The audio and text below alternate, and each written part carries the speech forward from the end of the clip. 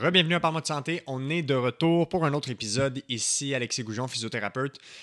Donc, épisode 61 aujourd'hui, on parle des migraines. Et pour l'occasion, j'ai reçu la docteure Elisabeth Leroux, qui est une neurologue qui s'est vraiment spécialisée avec le temps sur la prise en charge des céphalées et des migraines, donc les maux de tête. On a essayé de démystifier tout ce qui entoure la migraine. Qu'est-ce que c'est? Qu'est-ce qu'on en connaît? C'est quoi les mécanismes qui causent ça? Y a-t-il des facteurs de risque? Qui peut s'en sortir? Qui a plus de difficultés à s'en sortir?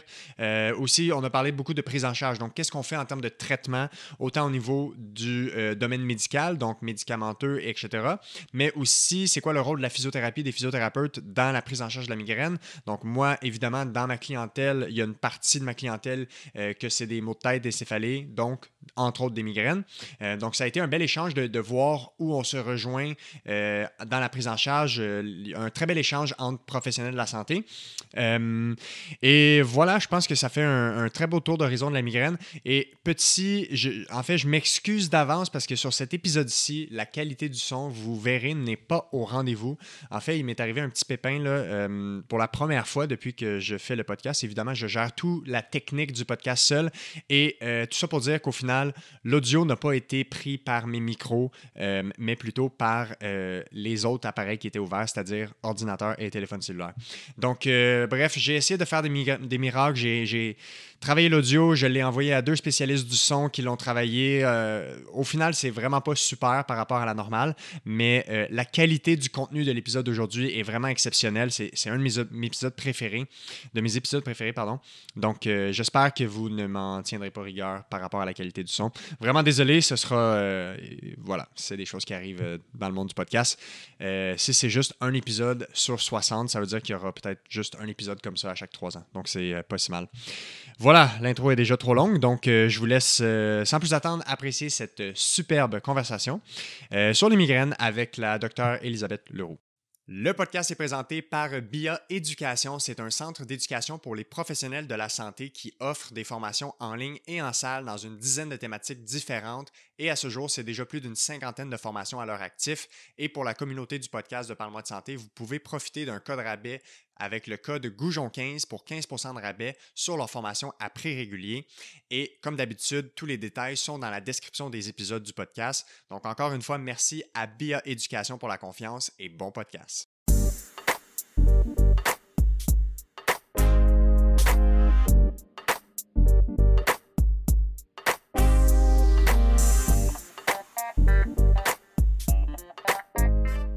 OK, alors on est parti. Elisabeth Leroux, bon matin.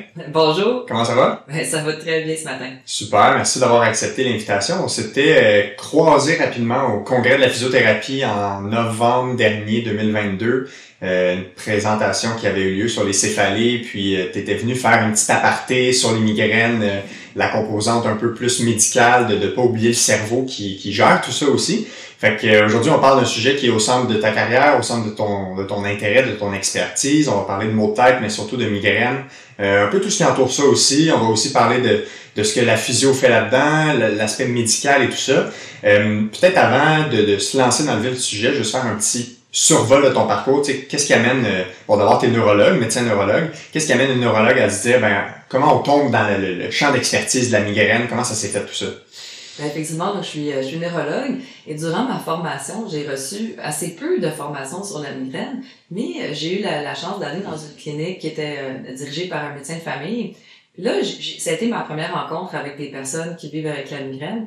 Ça a tellement fait une forte impression sur moi que j'ai décidé d'en faire mon champ d'intérêt principal. Ce qui m'avait frappé le plus, c'était le degré d'impact, en fait, que les personnes me rapportaient. Puis la deuxième chose, c'est comment ces personnes-là avaient été améliorées par le soin. C'est-à-dire, tu sais, en neurologie, des fois, on voit des maladies dégénératives ou génétiques pour lesquelles on a relativement peu à offrir.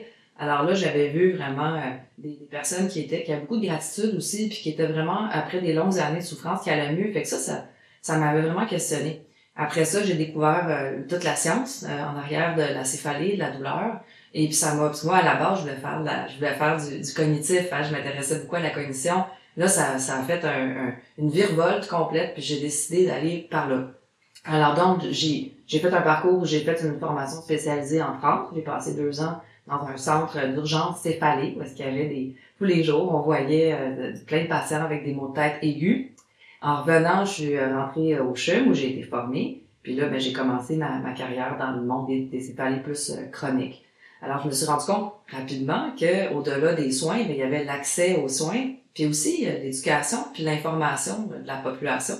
Alors, à partir de là, j'ai fondé Migraine Québec, qui existe aujourd'hui, qui est maintenant un organisme charitable. Que tu présides, c'est ça? Plus maintenant. OK, plus maintenant. Non, j'ai passé la présidence, je l'ai fondé, puis on s'est associé avec Migraine Zéro, qui est un groupe de patients. Donc ça a été on va dire, mes premières armes en termes d'advocacy, de droits des patients. Et par la suite, toujours dans cette voie-là, j'ai fondé Migraine Canada, maintenant je suis présidente de Migraine Canada, et je me suis aussi impliquée avec la Société canadienne des céphalées, donc qui est une société professionnelle de laquelle j'ai été présidente pendant 4 ans jusqu'à l'année dernière. J'ai établi plusieurs connexions à l'international, donc je présente souvent à l'étranger, toutes sortes d'audiences différentes. Et donc, dans ma carrière, j'ai fait un peu de recherche aussi, mais mon focus, c'est vraiment, de traiter les patients qui souffrent de céphalée. Donc, la migraine, c'est la majeure partie de ma clientèle, mais aussi, donc, de faire de l'éducation à différents niveaux. Je prône une approche interdisciplinaire, donc j'aime ça collaborer avec d'autres spécialités, c'est pourquoi je suis aujourd'hui. Et aussi, les droits des patients, c'est-à-dire les structures de soins, parce que tellement de migraineux, c'est tellement fréquent. Comment faire en sorte que ces gens-là puissent avoir accès à des soins appropriés à tous les niveaux, donc que ce soit avec leur pharmacien, leur médecin de famille, mais aussi les physiothérapeutes, les psychologues, les ergothérapeutes. Donc vraiment, comment connecter tout ça pour qu'une personne qui vive avec la migraine aille mieux. Alors c'est ce que je fais en ce moment au quotidien.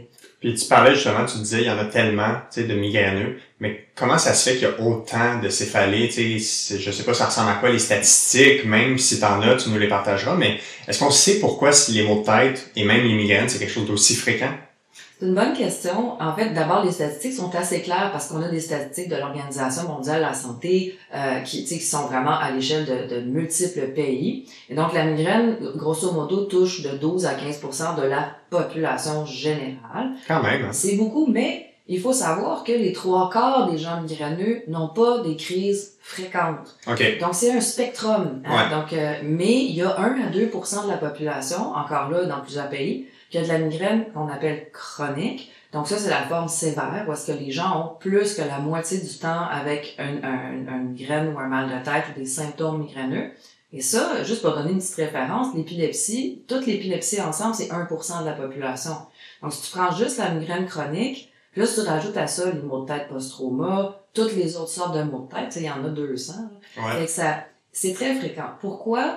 On pense que la migraine, en fait, on sait que la migraine a des bases génétiques. Il est possible que ce soit comme une partie de la migraine sur des mécanismes de protection qui soient maintenant surdimensionnés puis qui à l'époque peut-être du temps des cavernes nous protégeaient, mais maintenant en fait sont peut-être nuisibles. Un peu comme l'asthme. Hein? L'asthme, c'est un mécanisme de protection du poumon qui devient trop intense. La migraine ressemble peut-être à cela. Mais c'est 10% des enfants, 12 à 15% de la population, 3-4 femmes pour un homme. C'est la maladie la plus invalidante chez l'adulte de moins de 50 ans. Donc, on parle vraiment d'un énorme morceau de la santé. Mm-hmm. D'où la pertinence d'avoir des solutions pour ces gens-là, vu que c'est quelque chose qui est aussi prévalent. Exactement. La migraine, c'est ce qu'on appelle une céphalée primaire. Donc, il y a les céphalées primaires, les céphalées secondaires. Peut-être juste démêler ça en termes de catégorie, qu'est-ce que ça veut dire. Puis après ça, on pourra rentrer plus précisément dans la céphalée en tant que telle primaire, qui est la migraine. Alors, les médecins, on aime ça faire des catégories pour mieux comprendre et mieux étudier. Et la céphalée secondaire, c'est causé par quelque chose d'autre. Alors, on va dire un mal de tête causé par une infection, un accident, une tumeur, de la pression élevée dans la tête. Alors, il y a beaucoup de catégories de céphalée secondaire dans la classification internationale que d'ailleurs, toute personne peut consulter. Absolument, il y a un site internet avec la classification internationale. Très bien fait, puis qui peut aider les professionnels à s'orienter dans la classification. Les céphalées primaires, on s'entend qu'ils ont aussi des causes, hein, ils n'ont pas de cause, mais ce sont des causes qui sont dans le système nerveux central lui-même. Donc, ça veut dire que c'est une dysfonction des réseaux douloureux, et il y en a plusieurs catégories, mais la migraine est la plus invalidante, on va dire. La céphalie de tension, dont on va parler tantôt, est aussi une céphalie primaire. Puis il y a toutes sortes d'autres céphalies primaires qui sont plus rares, mais des affaires le fun, comme par exemple que la céphalie par ingestion de froid, quand on mange la crème glacée et ça fait mal à la tête. Ça, le fameux brain freeze. Le brain freeze, ça c'est une céphalie primaire. Il y a toutes sortes d'autres céphalies, par exemple la céphalie causée par un casque serré, la céphalie en compression, la céphalie des ponytails, quand on fait des couettes trop serrées. Donc ça, c'est des problèmes du système nerveux en tant que tel, sans tumeur, sans infection, sans autres soucis. Il y a aussi les céphalies d'Orton qui sont plus rares, mais qui sont quand même quelque chose. Puis les céphalies du nerf trijumeau, qui rentrent dans cette catégorie-là aussi. Qui sont un peu un genre de douleurs neuropathiques là aussi, là, sont considérées dans les douleurs neuropathiques aussi du système nerveux central. Là. Fait que c'est des choses quand même complexes à ce niveau-là. C'est important de distinguer la céphalie de Horton ou le cluster headache en anglais, parce que souvent les gens vont dire que c'est des migraines, mais c'est une céphalie séparée qui est tout à fait différente, puis on sait qu'il y a des caractéristiques, donc ça c'est important. Les névralgies que tu mentionnes sont dans un chapitre séparé, c'est le chapitre numéro 13, et donc quand on parle de névralgie, c'est vraiment effectivement une douleur qui vient d'un nerf, donc on parle d'une douleur neuropathique. Puis ça, on a la névralgie du trijumeau, mais n'importe quel nerf peut produire une névralgie. Exact. Si c'est une sciatique, c'est le nerf sciatique, c'est un trijumeau. Et donc, on a des névralgies occipitales. Peut-être on va parler tantôt de la névralgie d'Arnold. Ouais, ça fait un nerf. Mais c'est un chapitre séparé parce que là, la cause n'est pas juste le système nerveux, mais vraiment un nerf en particulier. Fait que si on se lance dans les critères diagnostiques, donc la migraine, comment on fait pour savoir que c'est une migraine? C'est quoi les critères clés quand on pense à la classification internationale des céphalies? Donc, la première chose, c'est que la migraine, d'abord, il faut exclure qu'il n'y a pas une céphalie dite secondaire. Si quelqu'un se présente dans un bureau de médecin et puis il a mal à la tête depuis 2 semaines avec de la fièvre puis des vomissements, là, il faut exclure la méningite. Alors, nous, en médecine, la première affaire, c'est est-ce que ça pourrait être une céphalie dite secondaire? Et là, on fait un questionnaire. Si nécessaire, on fait des examens. Mais bien souvent, quand on parle de migraine, on parle d'années et d'années de crises répétées. Et là, la principale différence à faire, c'est vis-à-vis la céphalie dite de tension, qui est fréquente, mais beaucoup moins invalidante. Fait que c'est pas si courant que quelqu'un qui a une céphalie de tension va consulter un docteur, parce que souvent, les gens vont avoir mal à la tête, mais ça passe avec 2 Advil, puis tu sais, il n'y a pas d'autres symptômes. Alors, la migraine, quand on la définit, alors c'est assez simple, ça prend des crises répétées qui durent de 5 à 72 heures. C'est un peu arbitraire. Mais ce qui les caractérise, c'est l'hypersensibilité sensorielle, alors au son, aux lumières, mais aussi aux odeurs et aux mouvements, et des problèmes gastro-intestinaux. Donc, il y a vraiment un axe cerveau, intestin et estomac où les gens vont avoir des nausées et même des vomissements. Donc, on dit souvent la migraine, c'est plus qu'un mal de tête. C'est pas juste une petite céphalie en cerceau ou en casque. Ça vient avec des nombreux autres symptômes. Et on peut rajouter à ça, ce n'est pas dans les critères diagnostiques, mais les patients le rapportent, des difficultés à se concentrer, de l'irritabilité et tout un lot d'autres douleurs dans le cou, la mâchoire. Donc, tout le système douloureux est activé. Et on peut rajouter enfin des étourdissements, donc ce qu'on appelle des migraines vestibulaires. Donc, c'est un ensemble de symptômes qui finit par être très invalidant. Parce que c'est pas, les gens me disent souvent le mal de tête, ok, mais moi, ce qui me dérange, c'est que je peux pas parler à quelqu'un, je peux pas regarder la lumière, faut que j'aille dans le noir, puis je vomis. Fait que, tu sais, on s'entend qu'on est vraiment au-delà du mal de tête. Ouais, puis ça a un impact fonctionnel, puis tu sais, même aussi, souvent, ce que les gens vont rapporter, c'est que même les tâches du quotidien, des choses comme marcher, monter des escaliers, deviennent un irritant en tant que tel. Là. Ça peut être déclenché simplement par juste vivre le quotidien en soi. Là. Ces gens-là, qui sont peut-être dans le spectre un peu plus élevé, souvent, c'est comme, ils savent pas, mais si ça arrive dans la journée, ça peut gâcher leur journée de travail au complet, puis ils doivent littéralement aller à la maison puis se coucher, là, dépendamment du spectre où ils sont. Là. Absolument. Donc là, on a défini, mettons, une crise de migraine. Exact. Mais ensuite, il faut définir, par exemple, la sévérité de la crise. Parce qu'il y a des gens qui ont des petites crises, des grosses crises, et la fréquence de la crise. Parce que c'est sûr que quelqu'un qui a 2-3 migraines par 6 mois, l'impact est moins grand que quelqu'un qui vit avec des crises très régulières, parfois imprévisibles. Et ça, ces gens-là, souvent, ils ont ce qu'on appelle le fardeau interictal. Ça veut dire que entre tes crises, t'es tout le temps en train de vérifier. Tu sais, ça développe beaucoup d'anxiété et puis de surveillance parce que tu te dis, mais est-ce que je vais avoir une crise? Alors, ces gens-là, souvent, vont développer de l'évitement. Ils vont dire, je peux pas m'entraîner, je peux pas sortir, je peux pas faire ci, je peux pas faire ça, je peux pas manger telle affaire. Et ça contribue, parce que quand tu vis en migraine chronique, ben, t'es quasiment tout le temps avant une crise ou après une crise, ben là, la vie devient extrêmement pénible. Moi, j'ai des patients qui sont en invalidité long terme pour migraine chronique sévère. Alors, on a la crise elle-même, l'état post-crise, quand les gens ont ce qu'ils appellent le migraine hangover, donc sont fatigués, sont épuisés, il faut qu'ils récupèrent. Puis après ça, il y a la crainte de la prochaine crise. Alors, ça, on parle d'une maladie qui a un impact vraiment là, au quotidien.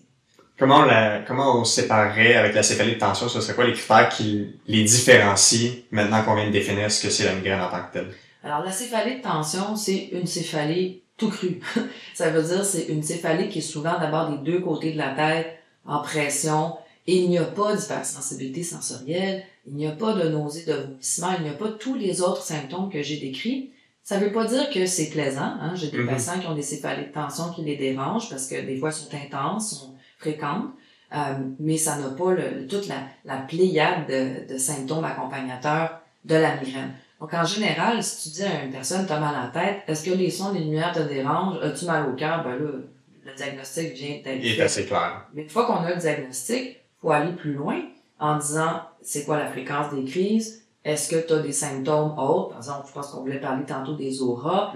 Puis, quelle est la fréquence? Puis, comment on va gérer cette situation-là chez une personne donnée? Donc, une fois qu'on a, c'est comme juste la porte d'entrée, le diagnostic. Après, on doit établir le portrait de la personne et, évidemment, ultimement, faire un plan de traitement. Ouais, exact. Parce que dans le fond, pour un même diagnostic, on peut avoir des portraits cliniques qui sont assez différents et donc l'intervention va être choisie selon le portrait clinique de cette personne-là. Là.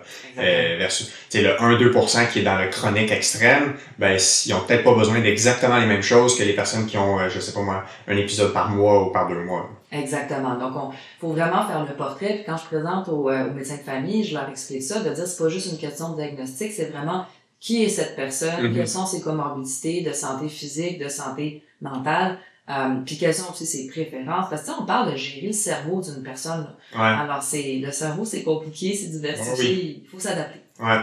Qu'est-ce qu'on sait en ce moment, avec toutes les études qui ont été faites par rapport à comprendre les mécanismes ou les causes derrière la migraine? Où est-ce qu'on en est à comprendre c'est quoi qui cause ça? T'sais, ne serait-ce que, qu'est-ce qui se passe dans le cerveau d'une personne qui a une migraine? C'est quoi les réseaux qui semblent être dysfonctionnels? Où est-ce qu'on en est à cet égard?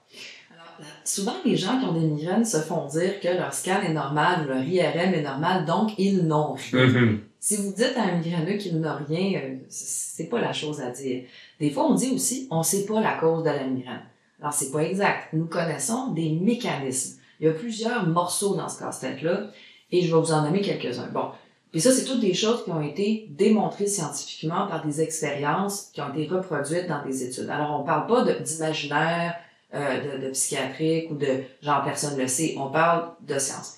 Alors, on sait que les migraineux ont des filtres sensoriels qui sont différents de la population générale. Donc, ils vont pas s'ajuster à des stimuli répétés. Ça veut dire qu'un migraineux, même entre les crises, s'il y a beaucoup de lumière, beaucoup de sons, des sons répétés, un cerveau ordinaire, normal, ben, il va filtrer ça puis il va dire, bon, c'est beau, je l'ai vu la lumière, je l'ai entendu le son, là, je vais mettre un dimmer dessus, puis là, je vais pas trop y faire attention. Une espèce de mécanisme d'habituation. Exactement. Un mécanisme d'habituation, puis ça, on peut le quantifier. On sait que les migraineux ont un manque d'habituation aux stimuli. On sait aussi que les migraineux ont un métabolisme de la sérotonine qui est particulier. On parle souvent de sérotonine pour la dépression, mais la sérotonine joue un rôle dans plusieurs systèmes neurologiques. Donc, les migraineux ont ça. De quelle façon ça influence, on ne le sait pas encore très bien, mais on sait que c'est particulier. C'est quoi qui est différent concrètement par rapport aux personnes normales dans leur système de sérotonine? Alors, entre les crises, le cerveau migraineux a une sérotonine qui est basse. Et durant la crise, la sérotonine augmente. Okay. Et quand on traite avec un triptan, par exemple, un traitement pour la migraine, bien, on voit que la sérotonine rediminue. Alors que si on donne un triptan à une personne normale, ça fait l'inverse. Donc, il y a vraiment des particularités dont on connaît pas tout à fait bien encore la signification, mais qui ont été bien vues. Ensuite, le saut majeur dans notre compréhension, c'est au niveau de d'où vient la douleur migraineuse. Parce que, évidemment, on s'est posé la question. Et nous connaissons, j'appelle ça la cascade de la migraine maintenant. Ça veut dire, on comprend pas tout à fait pourquoi la migraine se déclenche, parce qu'il y a plusieurs déclencheurs qui existent. Mais on sait qu'une fois qu'elle est déclenchée, alors, dans le cerveau, il y a des zones qui gèrent la douleur de la tête et du cou. Hein, on appelle ça des noyaux. Donc, le noyau trigémino-cervical, la tête et le cou, va s'activer. Et là, va envoyer dans les nerfs un signal qui va mener à la relâche de peptides inflammatoires. Donc, ça veut dire que une fois que la crise commence, le cerveau dit aux nerfs de relâcher une soupe inflammatoire qui va aller irriter les méninges et les artères au pourtour du cerveau. Alors, la douleur migraineuse, elle vient, pense-t-on, de cette inflammation-là. Et elle est ressentie, donc dans les yeux, le cou, les mâchoires, les sinus, toutes les zones qu'on perçoit normalement, parce que vous et moi, on perçoit pas nos méninges. Non, c'est ça. Donc, cette cascade inflammatoire-là est bien maintenant documentée. Et on a ces fameuses protéines, on les connaît maintenant. On a des choses comme le CGRP, la substance P, le VIP. C'est des petites protéines qui jouent un rôle et qu'on peut maintenant cibler.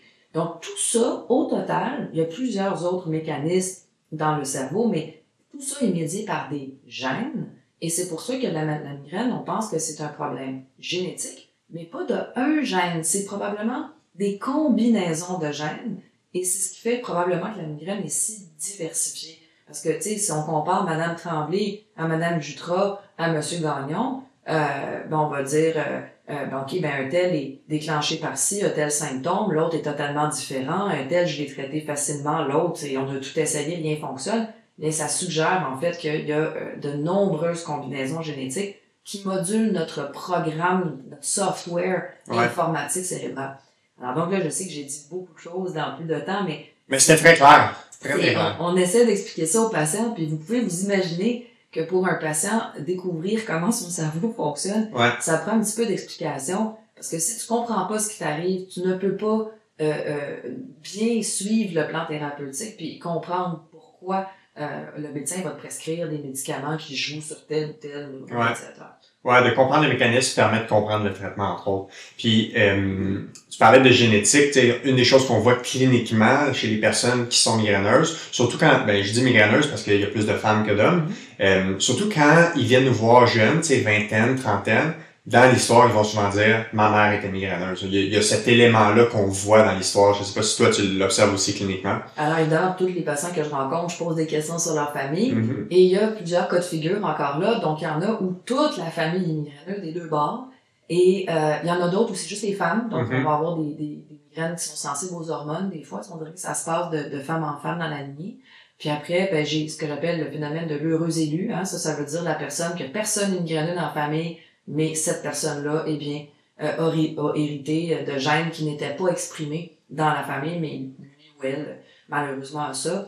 Et on voit cette génétique. C'est important aussi parce que si tes parents étaient migraineux, ils t'ont appris comment gérer la migraine. Et des fois, passer aussi des stigmas, c'est-à-dire de dire, la migraine, là, tu sais, faut pas que tu t'en occupes, là, c'est, tu sais, pousse, puis il y en a d'autres qui vont dire, c'est la migraine, c'est une catastrophe. Donc, moi, j'en tiens compte aussi comment cette personne-là a été élevée avec la migraine, parce que souvent, ça va teinter un peu comment on va gérer les traitements. Ouais, tu vois, ce que tu dis, en douleur chronique, là, si on sort même de la migraine puis qu'on prend les douleurs lombaires, les douleurs au cou, la relation que le parent a eue avec cette douleur-là, s'il a eu la même douleur ou la même région, ça a un immense impact sur le patient en soi.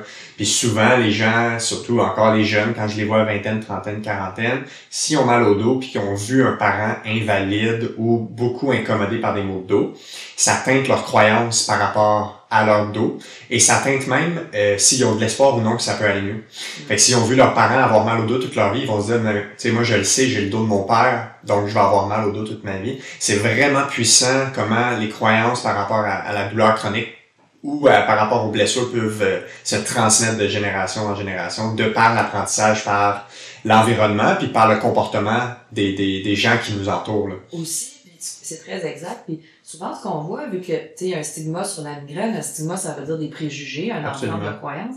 Puis souvent, on va voir aussi que la personne va avoir vu ses parents interagir avec le système médical, pas toujours pour le mieux. Hein? Donc, moi, j'ai des personnes comme ça qui craignent beaucoup la médication parce qu'ils ont vu leurs parents avoir des effets secondaires ou se faire maltraiter carrément par le système de santé. Et donc, n'ont pas confiance dans le système de santé. Et de l'autre côté, quand on a un parent qui a des enfants qui commencent à présenter des maux de tête, parfois des migraines.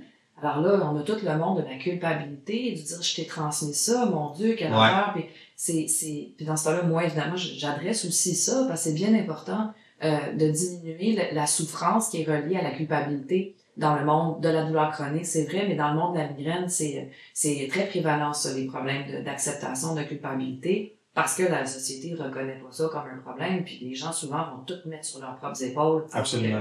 Ça reste une maladie génétique, tu peux le gérer un peu, mais il y a des choses qui ne dépendent pas de toi.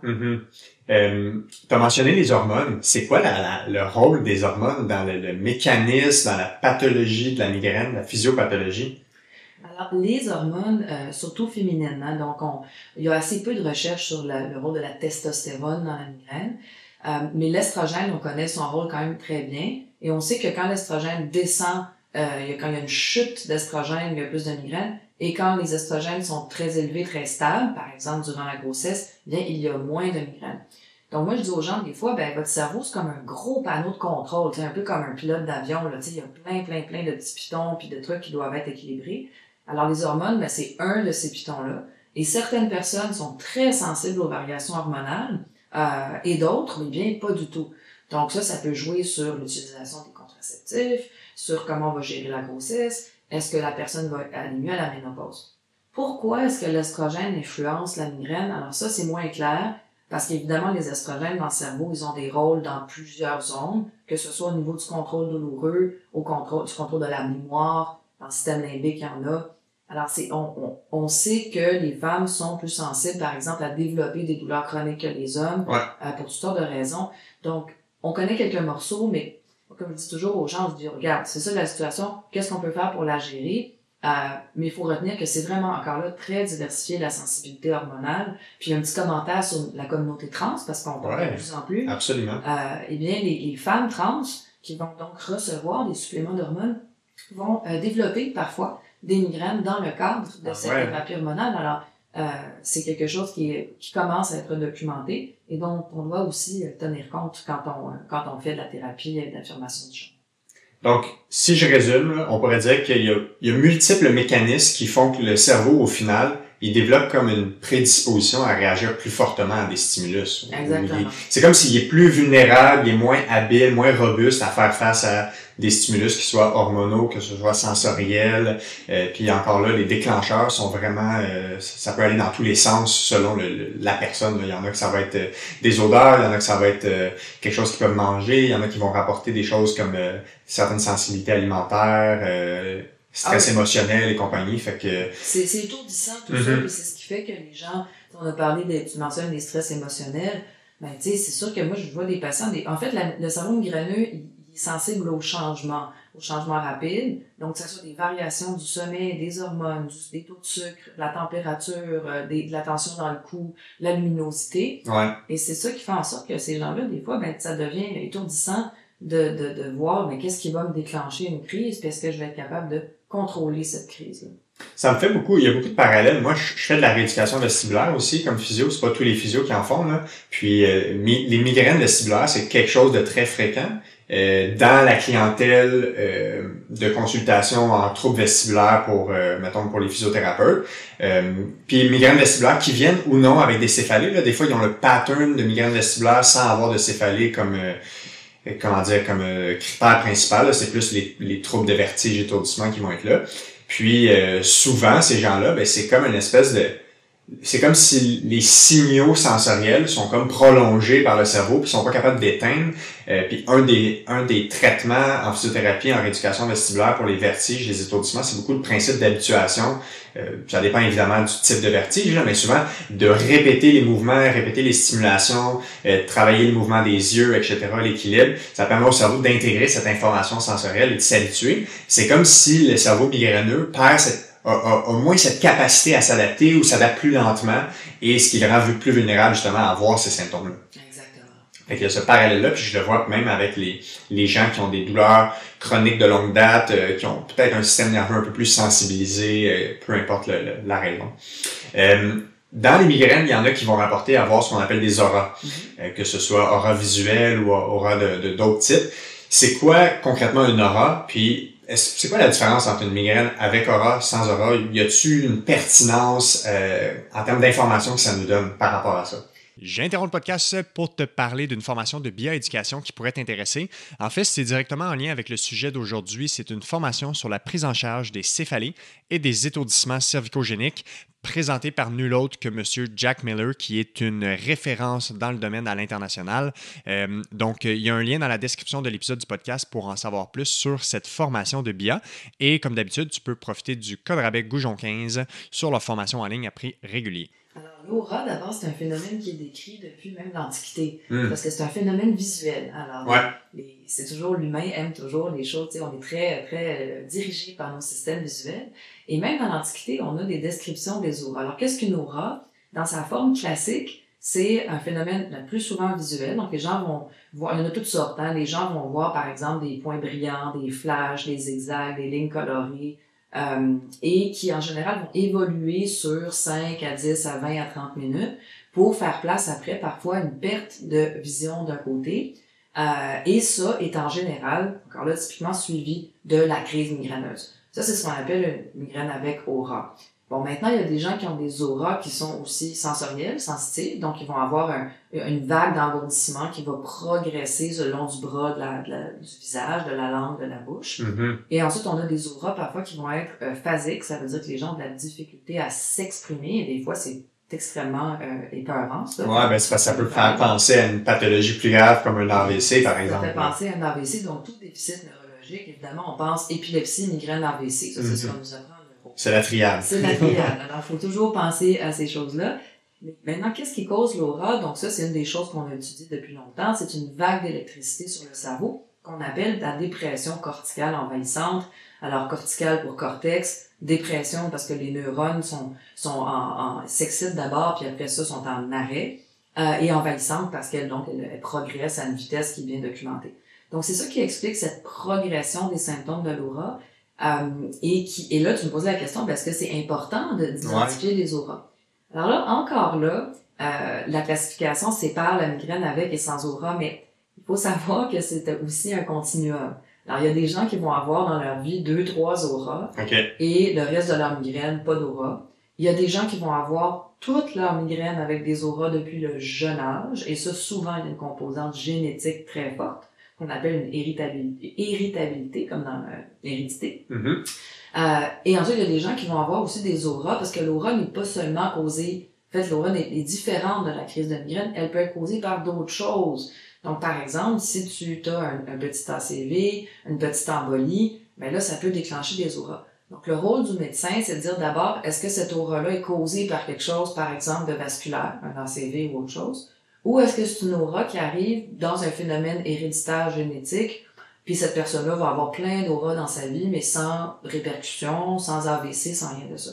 C'est pour ça qu'il y a un lien épidémiologique entre la migraine avec aura et les AVC. Ah oui, hein? Ouais, il y a une association, une corrélation? Il y a une association, mais là, je veux pas faire peur aux gens, là, parce que le risque d'AVC chez la jeune personne est très, très faible. Donc, si vous avez des migraines avec aura, ce risque-là est 2 à 3 fois plus élevé, mais 2 à 3 fois plus élevé, quelque chose de très, très faible, ça reste très C'est ça. Il y a une différence entre le risque relatif versus le risque absolu. Le risque absolu. Le risque absolu n'est pas augmenté tant que ça. Non, pas tant que ça. Il reste très faible, mais encore là, ça nous éclaire un peu sur une partie des mécanismes de la migraine.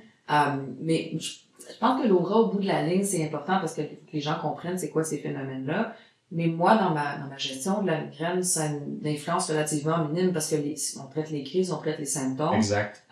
Et donc, on va dire aux gens, OK, avez-vous des auras ou non? Mais après ça, le mécanisme des gestions et des traitements restent à peu près les mêmes. Sauf quand on a des migraines qu'on appelle hémiplégiques. Alors là, ça, c'est la pire version des auras. C'est vraiment des auras très génétiques. Et là, les gens peuvent paralyser. On s'entend que si vous avez ça, vous allez voir un neurologue et très probablement un spécialiste en céphalée pour clarifier un peu comment gérer la chose. Ouais. Donc on va dire que c'est un morceau de la migraine, l'aura, mais comme plein d'autres morceaux qu'on met dans notre portrait migraineux. Parce qu'il y en a beaucoup que eux, c'est tellement associé que dès qu'ils ont l'aura, ils savent que ça s'en vient. Ils ont comme leur séquence, leur traitement aigu, ils savent exactement quoi faire parce que c'est vraiment prédictif. Puis ils peuvent quasiment le compter en secondes près ou en minutes le temps que la migraine va apparaître. L'aura typique, moi j'ai des patients comme ça en fait et qui viennent puis ils disent ben là quand j'ai l'aura je le sais, je prends mon traitement puis en fait des fois c'est un avantage parce que tu sais que ta migraine va arriver donc là tu peux le traiter en temps et lieu. Mais je dirais que c'est pas la majorité des migraines avec aura. La plupart ont un mélange de migraines avec et sans aura. Et parfois, on voit aussi des gens qui ont des tempêtes d'aura, où là, ils vont avoir, sans qu'on sache pourquoi, plusieurs auras répétées sur quelques semaines. Et des fois, évidemment, il faut faire un bilan puis évaluer qu'il n'y a pas d'autres causes là-dessus, mais c'est un phénomène qu'on observe aussi chez les migraineux. Puis pour finir, les femmes enceintes vont avoir plus de risques de faire des auras parce que les estrogènes élevés sont aussi des promoteurs d'aura. Donc, si une femme migraineuse a sa première aura durant la grossesse, des fois, ça fait stresser tout le monde, mais au bout de la ligne, c'est un phénomène qui est bien connu. Ouais, puis d'ailleurs, les gens qui me consultent avec des migraines vestibulaires, souvent, c'est comme il y a un portrait qui apparaît autour de la ménopause ou après la ménopause, quand il y a un changement, un débalancement hormonal. Alors ça, c'est la grande question. Qu'est-ce que la migraine vestibulaire? Parce que elle est certainement plus fréquente. Donc, en gros, par définition, c'est quelqu'un qui a une histoire de migraine et qui a des étourdissements de vertige. Mais on est encore en train de définir ce portrait-là. Et effectivement, dans ma pratique, je vois aussi que ça apparaît durant la ménopause, mais c'est un portrait qui est en définition qui n'est pas encore dans la classification officielle. C'est encore dans la zone d'appendice où on est en train de définir. Alors, est-ce qu'on pourrait dire que certains symptômes vestibulaires sont des auras? Nous ne le savons pas, donc c'est une hypothèse de travail. Fait qu'elle n'est pas dans la classification des migraines en soi. Nous, dans la classification internationale des vertiges. Oui, tout à fait. Il y a les 5 catégories, là. Fait qu'elle est dans la catégorie crise de vertige rotatoire spontanée, là. Exact. Souvent, ces gens-là, il n'y a pas de déclencheur versus ce que les gens connaissent, les VPPB, les petits cristaux dans les oreilles. Les gens, ils vont se tourner dans le lit, puis là, la pièce, ça tourne. Eux, ils peuvent être en train de jardiner, puis là, tout d'un coup, ça part. C'est complètement différent. Il y en a pour ceux qui écoutent là, puis qui sont curieux sur les migraines vestibulaires. Là, je pense que le message, c'est vraiment de dire on est en définition parce que je vous ai parlé tantôt des mécanismes de la migraine, comment il y en a plusieurs. Et les gens vont dire c'est de la migraine, mais quelle partie de la migraine, quel mécanisme justifie ces symptômes-là? Et très probablement, il y a des sous-groupes de patients qui ont différents types de vertiges. Alors, c'est un terrain c'est encore un peu en évolution. Et ça, parce que des fois, j'ai des patients, moi, je fais beaucoup d'advocacy, donc je vais sur les forums, puis je vois des patients qui sont quasiment fâchés après leur docteur, que leur docteur soit pas au courant de toutes ces choses-là, mais pour le justifier, je veux dire, c'est parce qu'on est encore en définition, ce n'est même pas enseigné dans les facultés de médecine. Alors, oui, la migraine vestibulaire existe sans aucun doute, mais on est encore à la définir. Alors, faut observer les symptômes et puis après ça, essayer de les gérer au mieux. Mais la recherche avance très vite dans ce domaine. Ouais, puis tu sais, moi j'ai fait ma formation vestibulaire, ça fait peut-être 3 ans que je l'ai faite environ, puis depuis que je vois cette clientèle-là, il y a vraiment des très beaux résultats dans la gestion de leurs symptômes, puis la diminution des fréquences des crises, beaucoup de travail avec l'oculomoteur, beaucoup de travail avec l'équilibre, l'habituation. C'est souvent des gens qui ont un système oculomoteur vraiment ordinaire en termes de coordination, que ce soit les poursuites visuelles, tout ce qui est les stimulations optocinétiques, les voitures qui vont vite, les rayons d'épicerie, ces choses-là. Moi j'ai ça. Alors, oui, moi j'ai un système vestibulaire, j'aurais dû le retourner chez le fabricant depuis très jeune, puis quand je vois mes patients qui me racontent tout ça, donc tu sais, pour moi, juste être dans un hamac qui tangue, c'est ça, exactement. Aller à la ronde, pour moi, c'est les gens qui ont prédisposition à avoir du mal de transport, mal de transport. Donc, on est vraiment dans ce fameux système neurologique qui fait des Absolument. Fait que quand les gens viennent te consulter, quand ils se rendent à toi, puis que tu les vois pour la première fois, c'est quoi le parcours de ces gens-là? Tu sais, comment ils se sont rendus jusqu'à toi pour les patients migraineux, puis c'est quoi le portrait type d'une personne qui arrive à te consulter? Donc, évidemment, d'abord, il y a un manque d'accès. On parlait de ça, c'est qu'il y a relativement peu d'éducation sur les céphalies en général et sur la migraine en particulier, que ce soit pour les médecins de famille ou pour les neurologues. Et ça vient du fait que jusqu'à il y a une 10-15 d'années, on n'avait pas tant de traitements, puis pas tant de sciences, puis pas tant de choses. Mais là, maintenant, ça va mieux. Donc, je pense que ça va changer. Donc, j'ai des patients qui viennent me voir, puis qui ont eu des fois qui ont pas eu d'explication sur ce qu'il y avait, qui ont pas eu d'explication sur les traitements, qui ont essayé quelques médicaments, mais tu sais, avec des effets secondaires, et qui arrivent et qui cherchent des réponses. Donc, en général, moi, ce que je leur propose, c'est sûr, c'est un petit peu plus de ce que j'appelle de l'éducation thérapeutique. J'ai des patients qui ont vu des neurologues, qui ont vu des médecins de famille, qui ont fait plusieurs essais de traitement et qui, malgré tout, ne vont pas bien. Donc, ça, c'est ce qu'on appelle les migraineux qui sont vraiment réfractaires au traitement. Parfois, je vois des patients qui sont référés par un médecin de famille puis qui sont relativement tôt dans leur processus. Je dirais que c'est pas la majorité, mais ça m'arrive d'en voir. Mais ce que je vois en général, c'est des gens qui ont, dans la quarantaine, un long parcours, beaucoup d'essais et un impact sur leur vie qui est assez sévère. Donc, c'est des consultations qui sont longues parce que ça commence souvent dans la jeunesse, mais parfois dans l'enfance.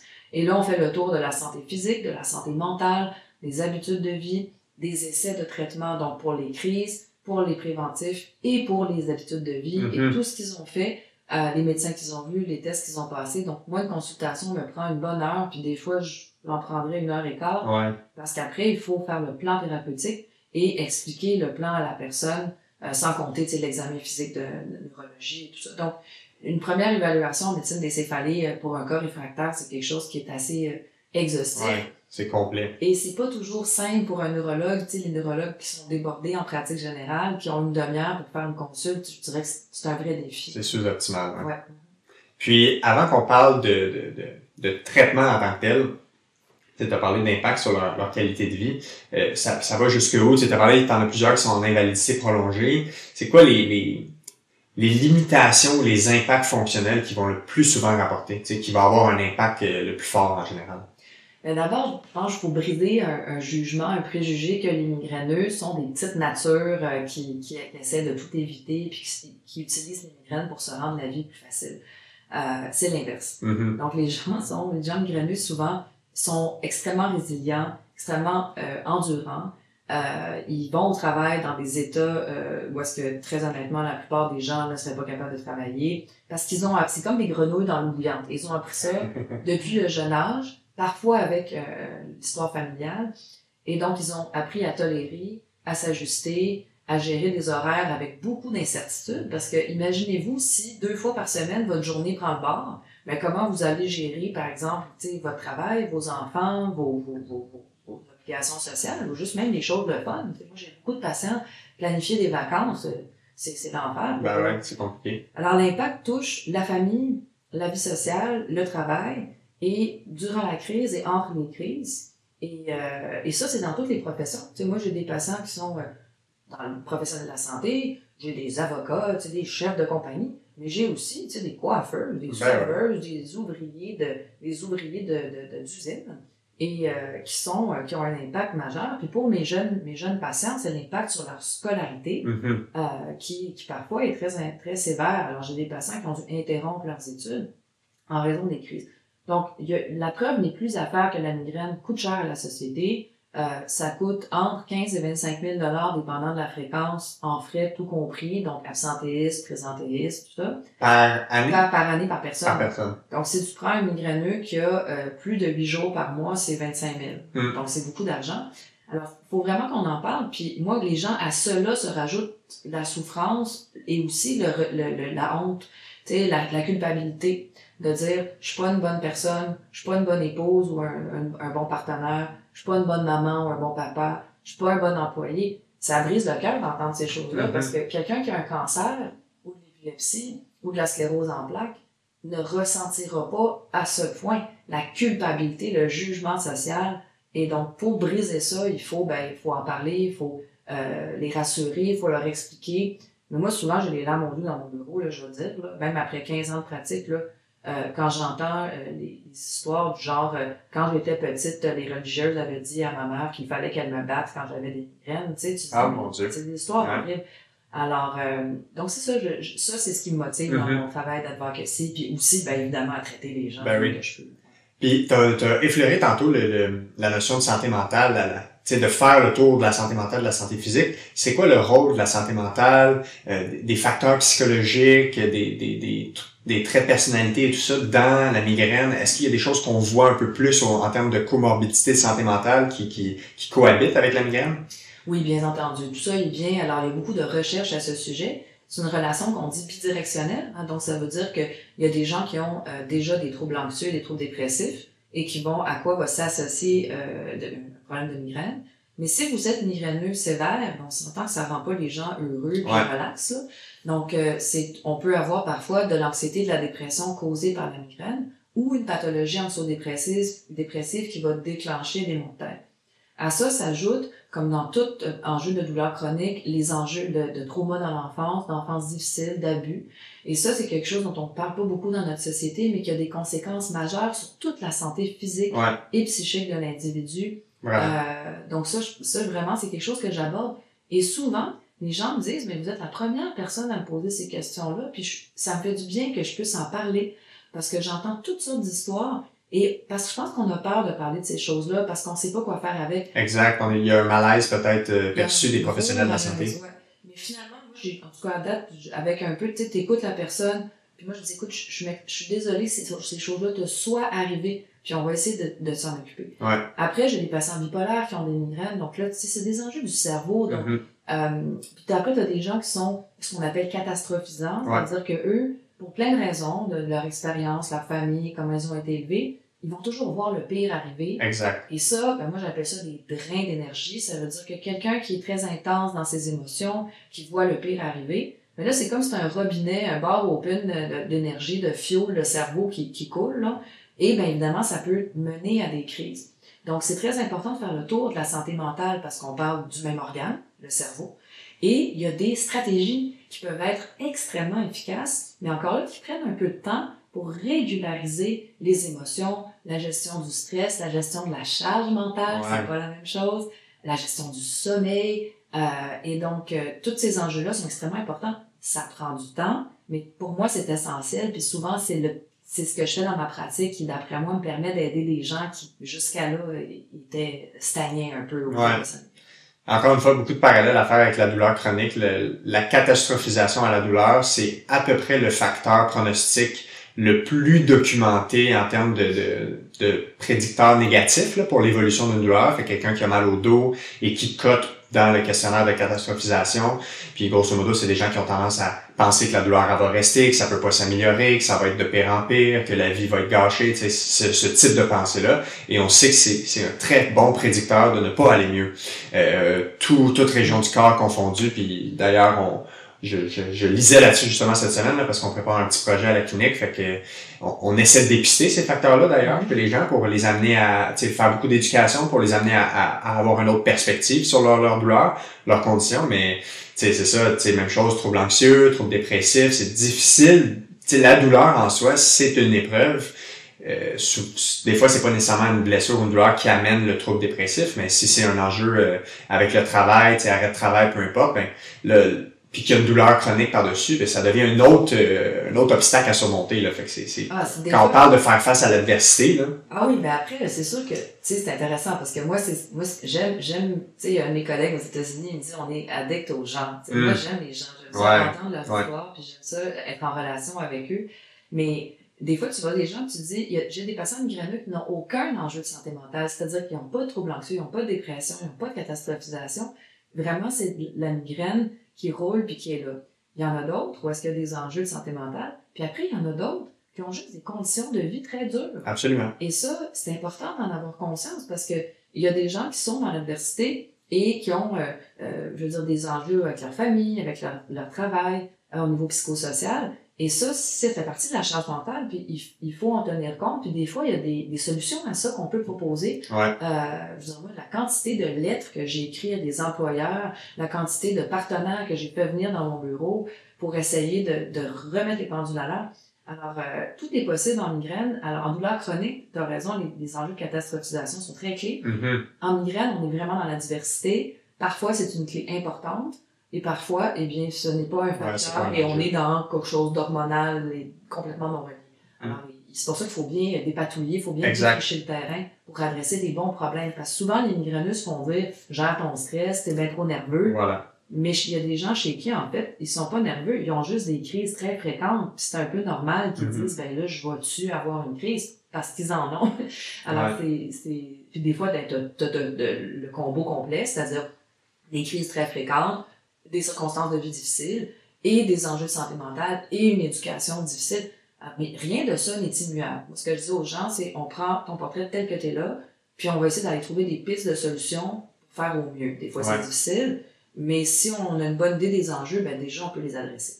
Ça fait, tu sais, au final, ça fait c'est le principe d'évaluer la personne dans son ensemble, de regarder toutes les sphères psycho, bio, sociales, puis de voir c'est quoi les vecteurs d'intervention qui peuvent être faits. Puis il y en a, ben ils ont juste un problème de système nerveux central pur et dur, comme il y en a qui ont mal au dos puis c'est juste une entorse lombaire, versus il y en a qui ont mal au dos mais ils ont aussi un trouble anxieux, puis ils ont de la catastrophisation, puis ils ont vécu des choses difficiles dans l'enfance. Fait qu'il y a un portrait qui fait que cette personne-là est unique puis elle a besoin d'intervention adaptée pour elle. Absolument.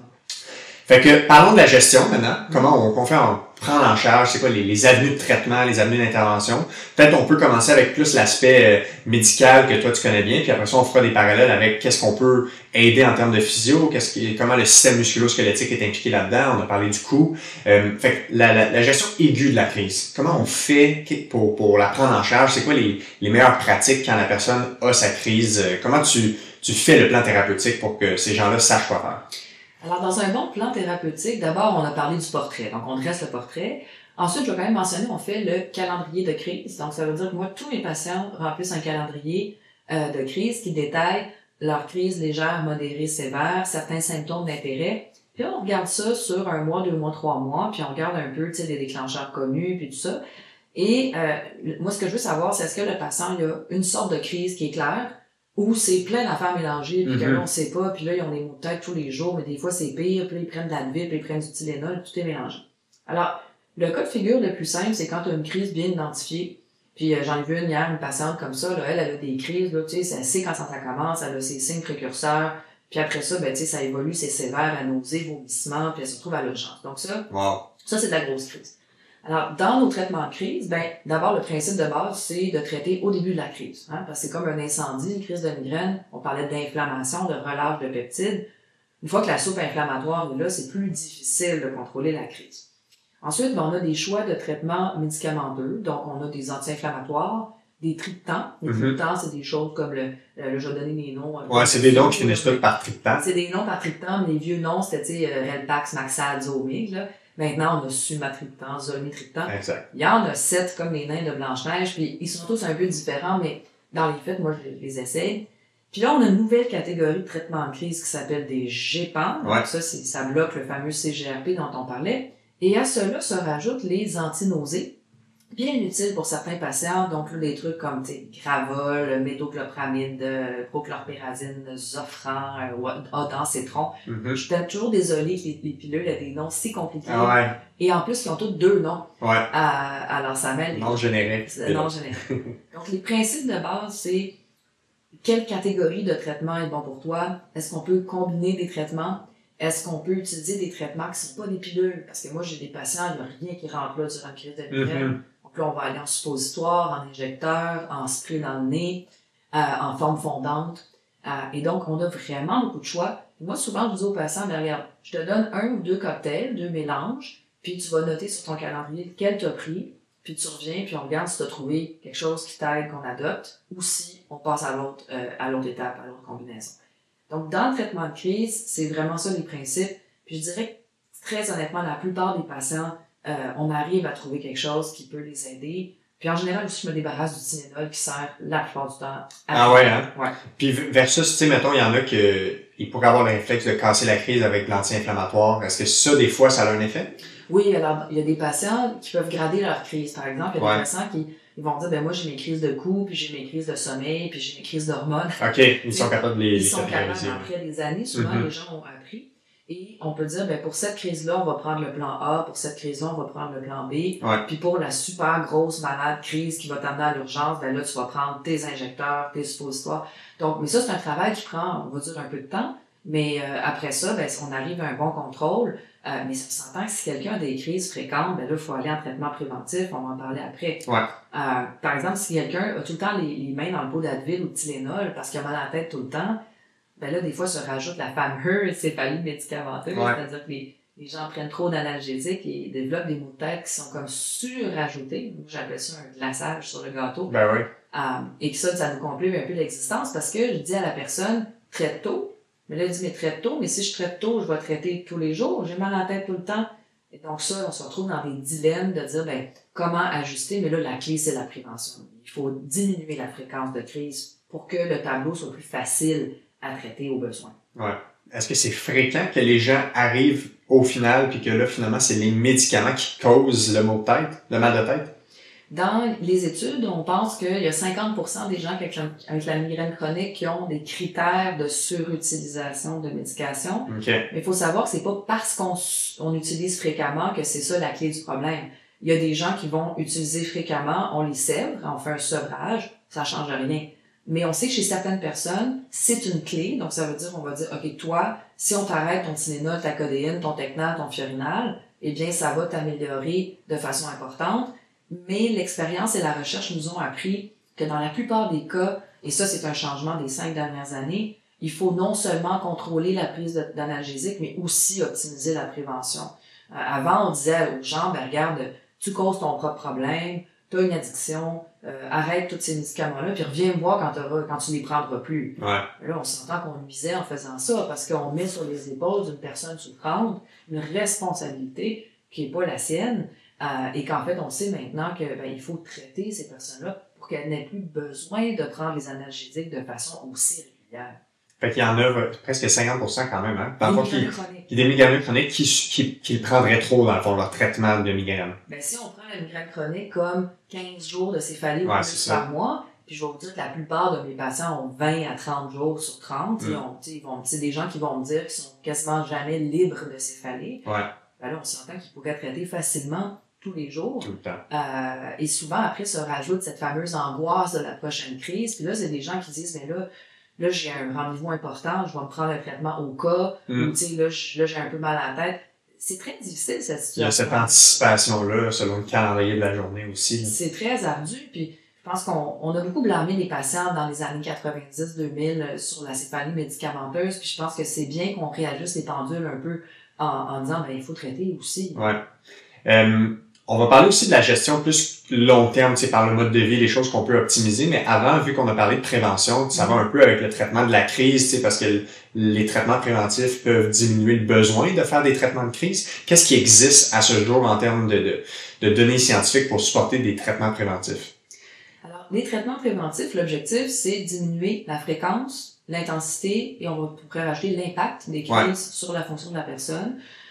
Donc pour ça, on a toujours un calendrier pour dire d'où on part. Hein? C'est quoi notre fréquence de base? Est-ce qu'on a des crises légères, mettons 10 jours par mois? Est-ce qu'on a des crises sévères, modérées, 10 jours par mois? Tu sais, d'où qu'on part.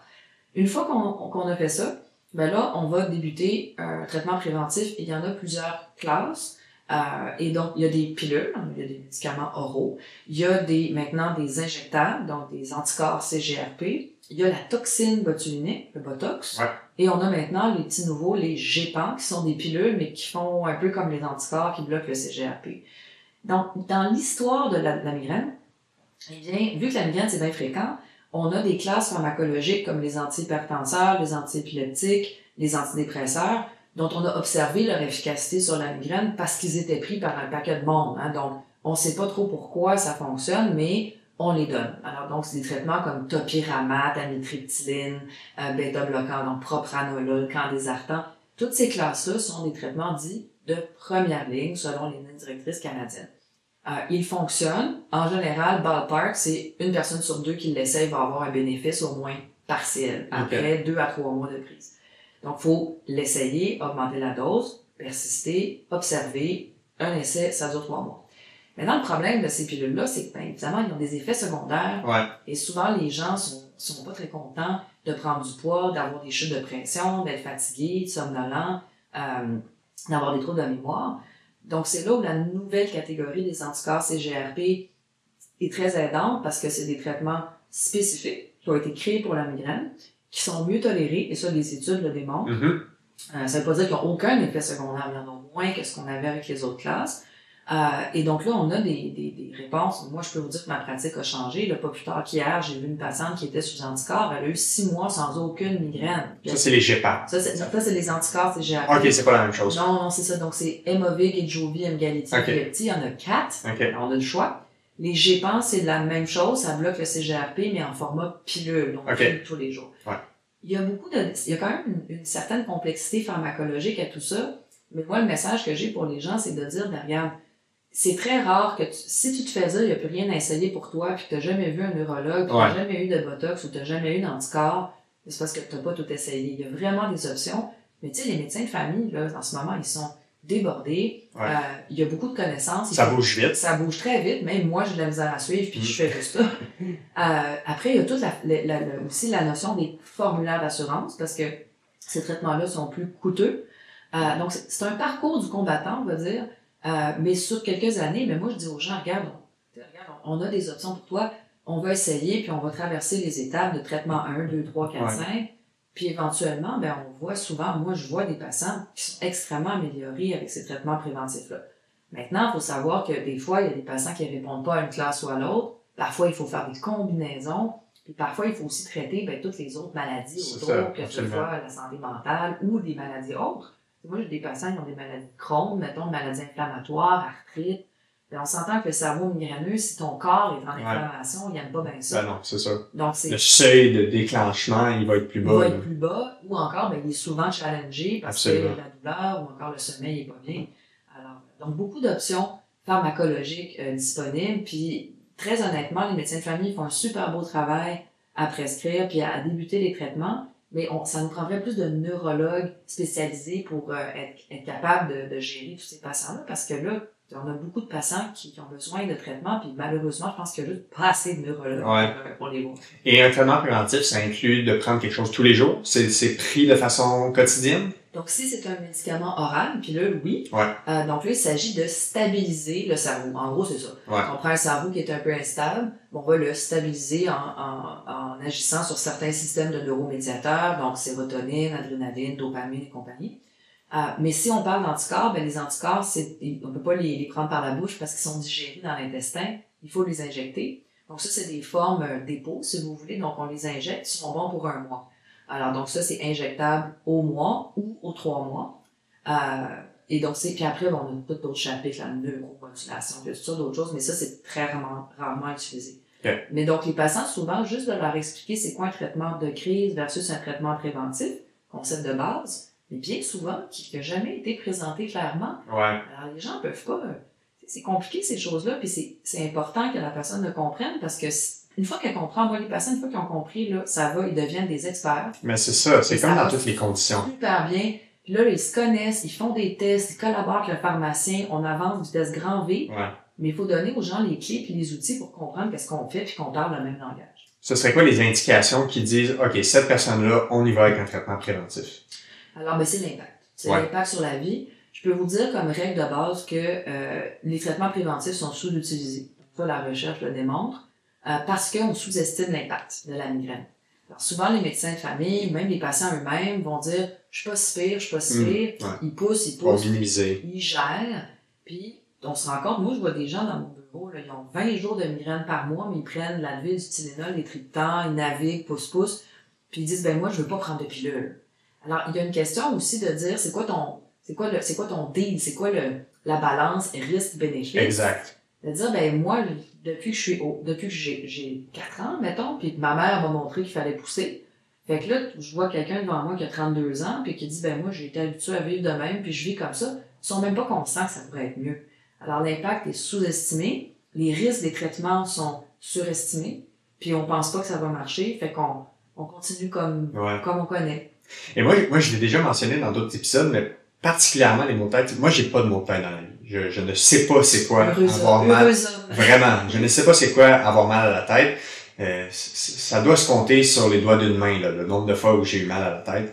Et des fois, je vois des patients qui ont des céphalées de tout type, entre autres des migraines, puis ils vont me dire « mais tu sais, c'est pas si pire, tu sais, 5-6 jours par semaine. » Puis tu sais, moi je me dis, mais mon Dieu, je peux pas comprendre. Tu sais, moi, je vivrais une journée avec ça, puis je trouverais des solutions, je le tolérerais pas. Fait que peut-être des fois, il y a un aspect ils ont comme appris à minimiser leurs conditions, puis de se dire, ah ben c'est pas si pire, finalement, tu sais, on passe par t'as pas le choix. Parce que, tu sais, ton employeur va pas te croire souvent. Ben non, c'est ça. Ton partenaire va pas tout le temps comprendre. Fait qu'à un moment donné, t'apprends à... Moi, j'ai des patients, le meilleur exemple de ça, c'est quand j'offre des anticorps ou de la toxine. C'est rare que je vois ça avec les traitements préventifs oraux. Les patients qui sont des répondeurs, c'était le bon piton pour eux, ils reviennent me voir. Puis là, ils ont les yeux grands ouverts, puis ils me disent, mais j'ai réalisé que j'avais mal à la tête presque tous les jours, mais je m'en rendais même plus compte. Ouais. Mais là, je m'en rends compte parce que j'ai plus mal à la tête. Exact. J'ai pu aller voir un concert, j'ai recommencé le gym, j'ai pu prendre un petit verre de vin avec des amis. Et donc, ils avaient appris à masquer tout ça.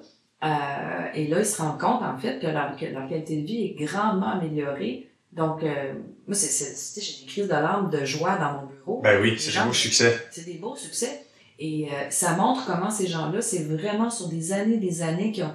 Tu sais, tes premières crises, tu paniques, tu te dis, my God, je peux pas vivre comme ça, mais après, ben, tu te dis quoi, je vais me rouler à terre sur mon plancher de cuisine, puis je vais rester là. Tu sais, il faut bouger, il faut travailler, il faut gagner ta vie, il faut t'occuper de ta famille.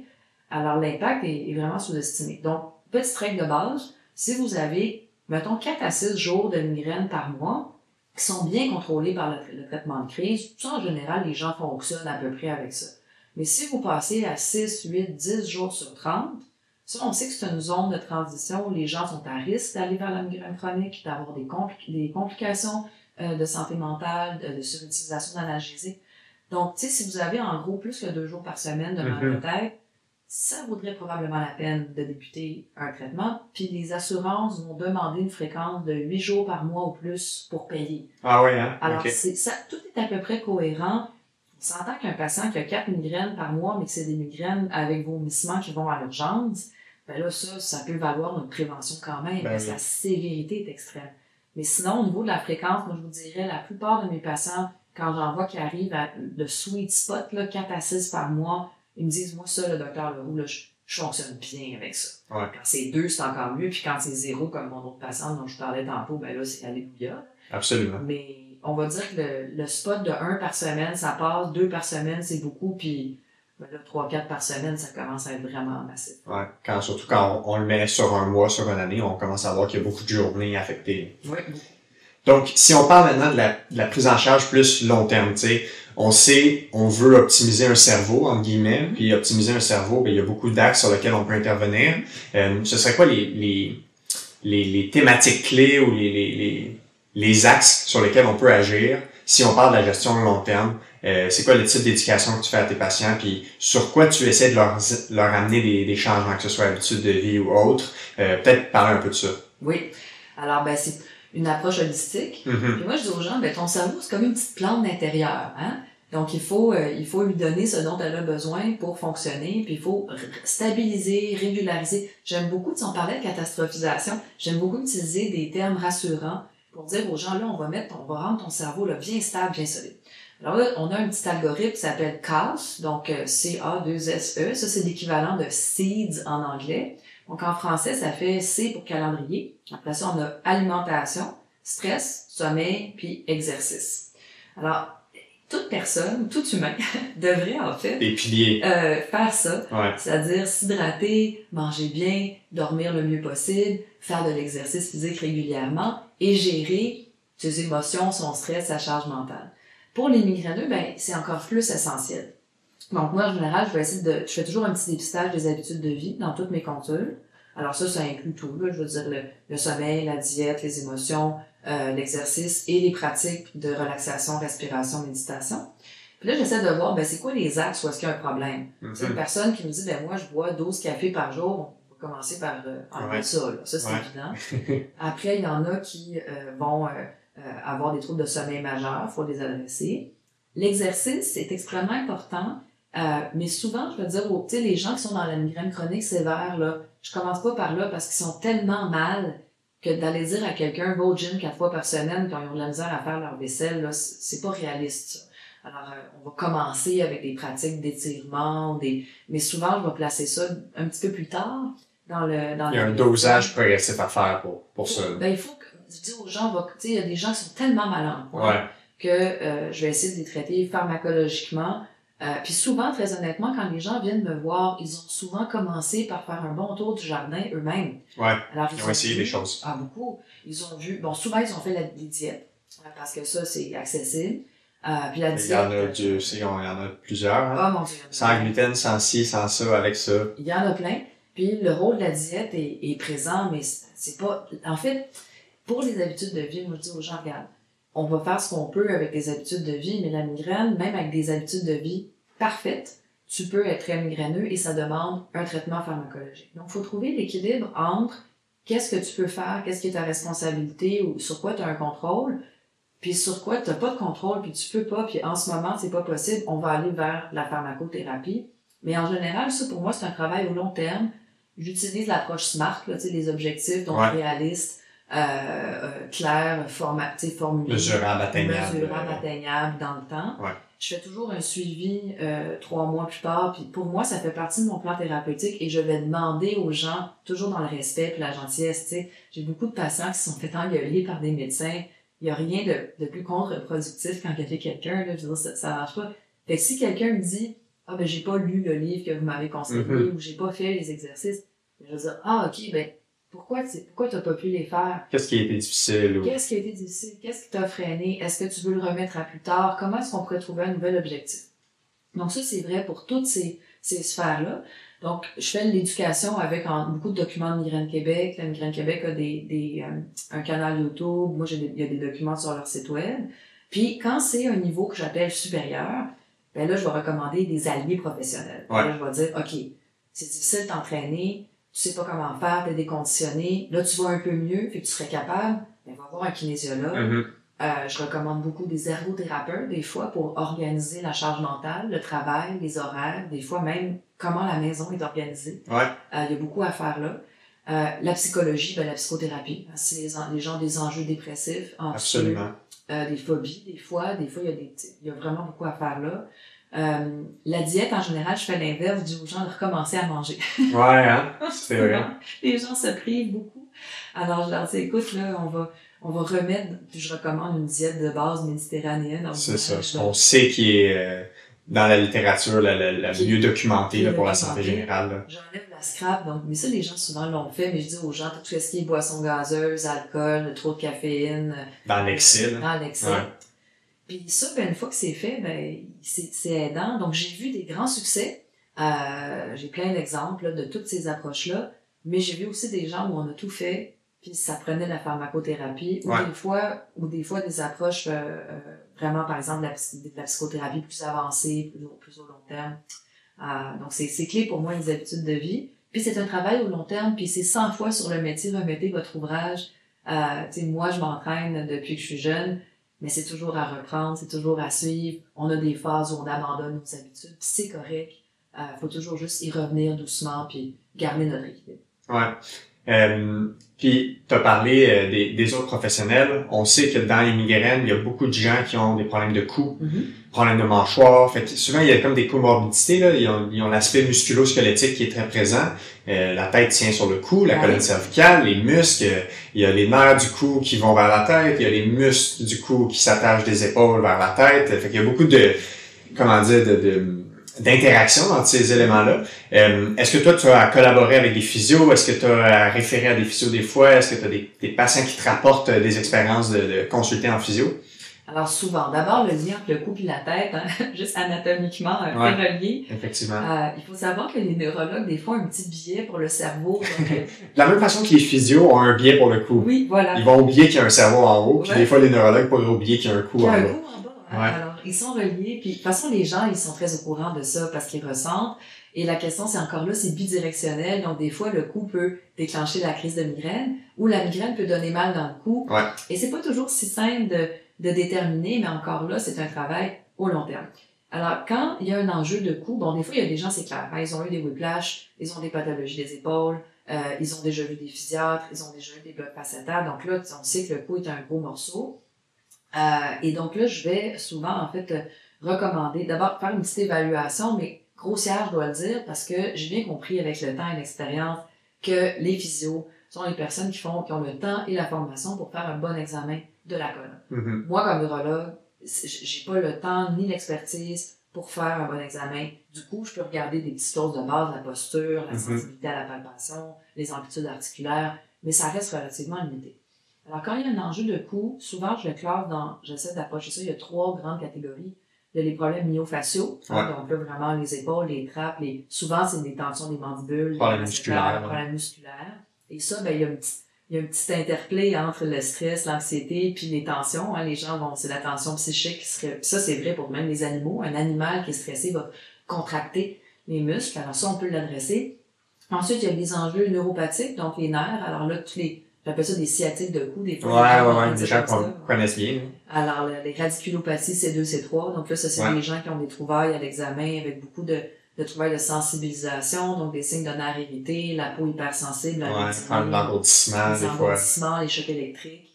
Donc ça, on peut le détecter. Puis ensuite, on a les fameux blocs, les facettes. Les problèmes articulaires. Les problèmes articulaires. Bon, une fois qu'on a une petite idée de... Puis des fois, c'est pas clair du tout. Des fois, c'est souvent mixte. C'est souvent mixte. Alors, mais des fois, c'est clair, des fois, ça l'est pas. Donc, puis les patients, souvent, ils sont allés en ostéopathie, ils sont allés en massothérapie, mais ils vont toujours dire la même chose. Ils vont dire, ben, j'y vais, ça m'aide un peu, mais après, ça revient.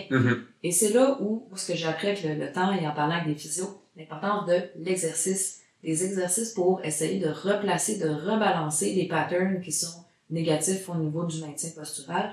Et ça se fait avec le temps et un physio qui sait ce qu'il fait. Parce que des fois, j'ai des patients qui m'ont dit, ben, je vais aller voir le physio, mais je veux rester dans une salle avec un TENS pendant 20 minutes. Exact. Pas très utile. Non, effectivement. Ou le physio a fait une thérapie manuelle, a détecté une asymétrie, très bien, mais n'a pas recommandé d'exercice. Alors, j'ai appris avec le temps que le rôle des exercices de maintien, pas du gros gym de 3 heures de fou, là. Des fois, juste des exercices avec des élastiques pour renforcer les épaules ou de la posture au niveau le dos. On est très sédentaire maintenant, donc il y a des impacts là-dessus. C'est important. Puis je vois les bénéfices au long terme. Donc, j'ai beaucoup de patients où ils ont une espèce de mix d'entretien de la colonne cervicale qui comprend des exercices, un peu de massothérapie. Des fois, ils vont aller voir un ostéopathe s'ils sont tendus. Et après, ben, il y a des relations musculaires, des injections, des procédures. Tout ça pour dire que le cou, c'est une clé et qui est complexe et qui demande, à mon avis, une approche en équipe. Donc, moi, souvent, je demande aux patients, dites ça à votre physio, parlez à votre physio ou demandez à votre physio de dire qu'est-ce qu'il pense. Parce que des fois, les physios sont pas à l'aise aussi de faire certaines approches. Alors, j'ai vu des succès de cette collaboration.